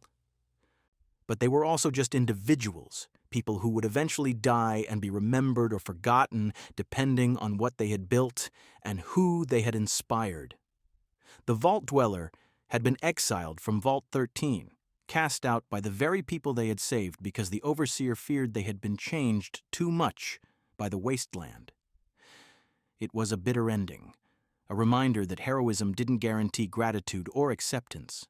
But the Vault Dweller had gone on to found Arroyo, to build a new community from scratch, to create something that would outlast them. Their exile had become a new beginning. The Chosen One had saved their village and defeated the Enclave, but they had also disappeared after their victory, their fate unknown. Some said they had died in the explosion that destroyed the oil rig. Others said they had wandered off into the wasteland, looking for new challenges or simply wanting to be alone. The ambiguity was fitting because the Chosen One had always been more myth than person, a figure of legend whose actual life was less important than the story they represented. The lone wanderer had activated Project Purity, bringing clean water to the capital wasteland, and then they had vanished from the historical record. The Broken Steel DLC suggested they had continued working with the Brotherhood of Steel, but their ultimate fate was never revealed. They had changed the wasteland, but the wasteland had also changed them, and what they became after their moment of triumph was left to the player's imagination. The Courier's story was the most open-ended of all. Depending on the player's choices, they could have become the ruler of New Vegas, a wandering hero, a villain, or simply another wastelander who had been in the right place at the right time. The game's ending slides showed the immediate consequences of their actions, but the long-term effects were uncertain. The Courier had shaped the Mojave's future, but they couldn't control it, couldn't guarantee that their vision would be realized or that their work would endure. The Sole Survivor's story was still unfolding. They had made their choice about the Institute, had aligned with a faction or claimed independence, had built settlements or ignored them. But the Commonwealth's future was still uncertain, still dependent on what came next. The Sole Survivor was a person out of time, someone who had lived in the pre-war world and who carried its memories and values into the wasteland. That gave them a unique perspective, but it also made them an outsider, someone who would never fully belong to the world they now inhabited.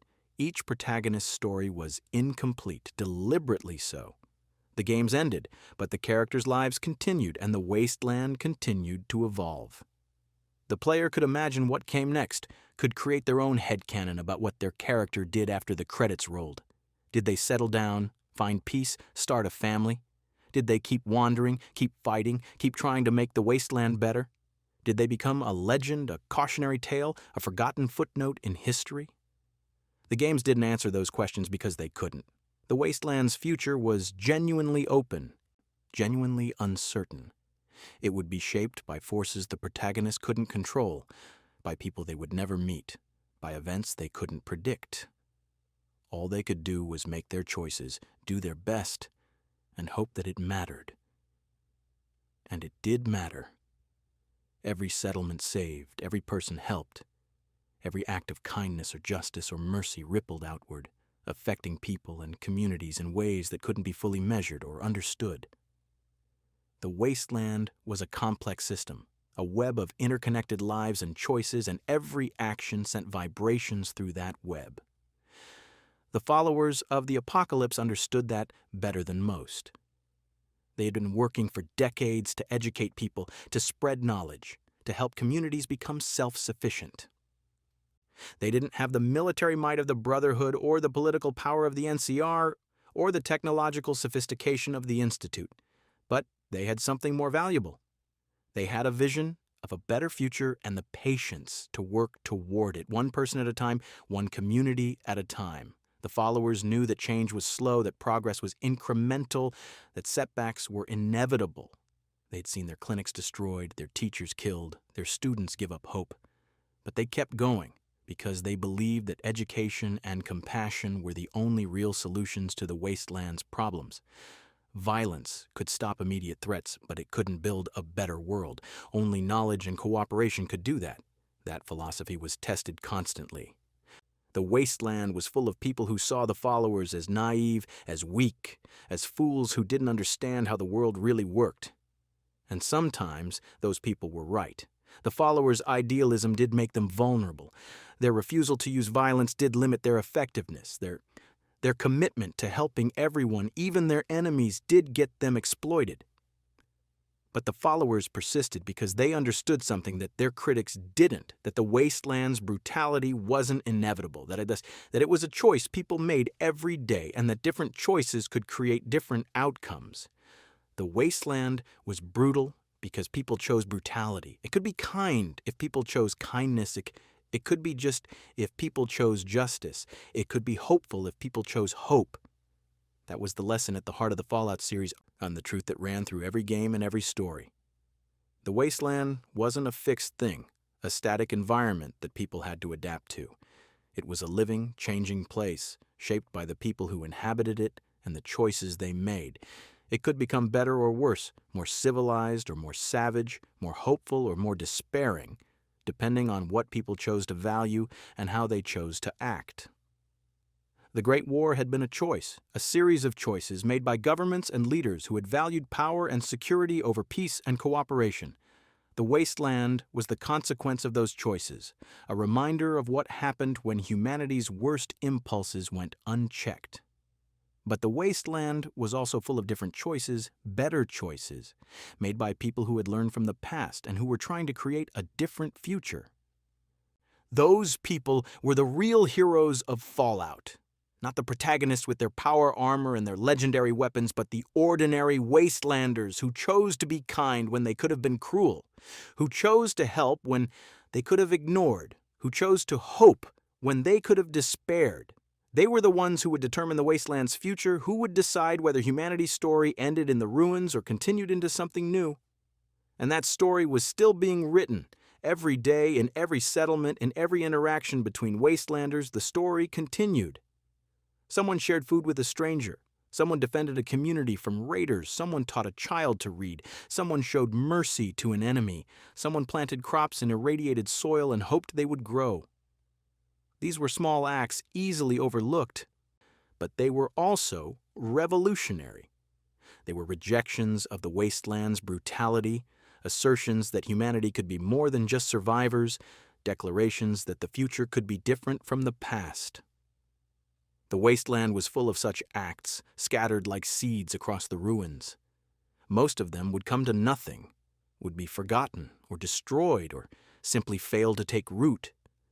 But some of them would grow, would spread, would inspire others to make similar choices, and slowly, incrementally, almost imperceptibly, the wasteland would change, was already changing. The settlements were growing, the trade routes were expanding, the communities were becoming more stable, more organized, more capable of defending themselves and providing for their people. The knowledge that had been lost was being rediscovered, preserved, shared. The technology that had been hoarded was being put to use, helping people rather than just sitting in vaults and bunkers. The wasteland of 2287 was still a dangerous place, but it was less dangerous than the wasteland of 2161. The people of the Commonwealth still struggled, but they struggled less than their grandparents had. The future was still uncertain, but it was less uncertain than it had been a century ago. Progress was real. It was slow and uneven and fragile, but it was real. And that was cause for hope, genuine hope, not the naive optimism of someone who didn't understand the wasteland's brutality, but the hard-won hope of someone who had seen the worst and still believed that better was possible. That hope was what sustained the wasteland's inhabitants. It was what got them out of bed in the morning, what made them plant crops and build walls and have children and plan for tomorrow. It was what made them believe that their lives had meaning, that their struggles had purpose, that their sacrifices would matter to someone someday. And it was what made the Fallout series resonate so deeply with players, because the Wasteland's hope was humanity's hope, the belief that we could survive our worst mistakes, that we could learn and grow and become better, that the future wasn't predetermined, and that our choices mattered. The bombs had fallen, the world had ended, but humanity had survived, and it was rebuilding. And the story of that rebuilding was still being written. War never changes, but people do. Societies do. The world does. And in that change, in that constant evolution and adaptation and growth, there was hope. The wasteland was a testament to humanity's resilience, to its stubborn refusal to give up even in the face of overwhelming odds. It was proof that life found a way, that people found meaning, that communities formed and cultures emerged even in the most hostile environments. The Fallout series had spent decades exploring that wasteland, telling stories about the people who lived there and the choices they made. It had created a mythology, a shared cultural touchstone that resonated with millions of players around the world. And at the heart of that mythology was a simple but profound truth: that humanity's story didn't end with the apocalypse, that the future was still being written, and that every choice, every action, every moment of kindness or courage or hope contributed to that writing.